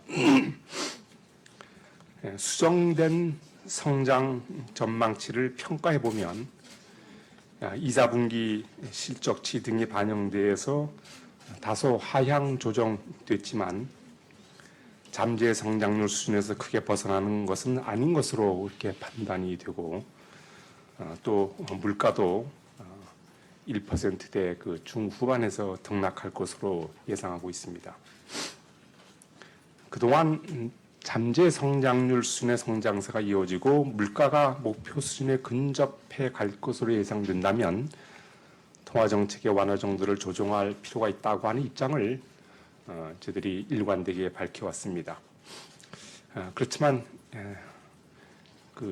지금 대내외 특히 대외 여건의 불확실성이 한층 높아진 상황이기 때문에 이번에 기준금리를 현 수준으로 유지키로 결정은 하되 이러한 대외 리스크 요인이 전망 경로에 어느 정도 영향을 미칠지 조금 더 지켜볼 필요가 있다고 판단을 했습니다. 앞으로 성장이나 물가 등 거시경제에 큰 부담을 주지 않을 것으로 판단된다면 금융 안정에 대해서도 유념해서 통화 정책을 운영할 필요가 있다고 이렇게 생각을 하고 있습니다. 오늘 한국은행 기준금리를 현 수준에서 유지하기로 한 금통위의 결정에 대해서 이희령 위원과 고승범 위원이 기준금리를 0.25%포인트 인상하는 것이 바람직하다고 하는 의견을 나타내었습니다. 지금부터 질문을 받겠습니다. 질문하실 때는 소속과 성명을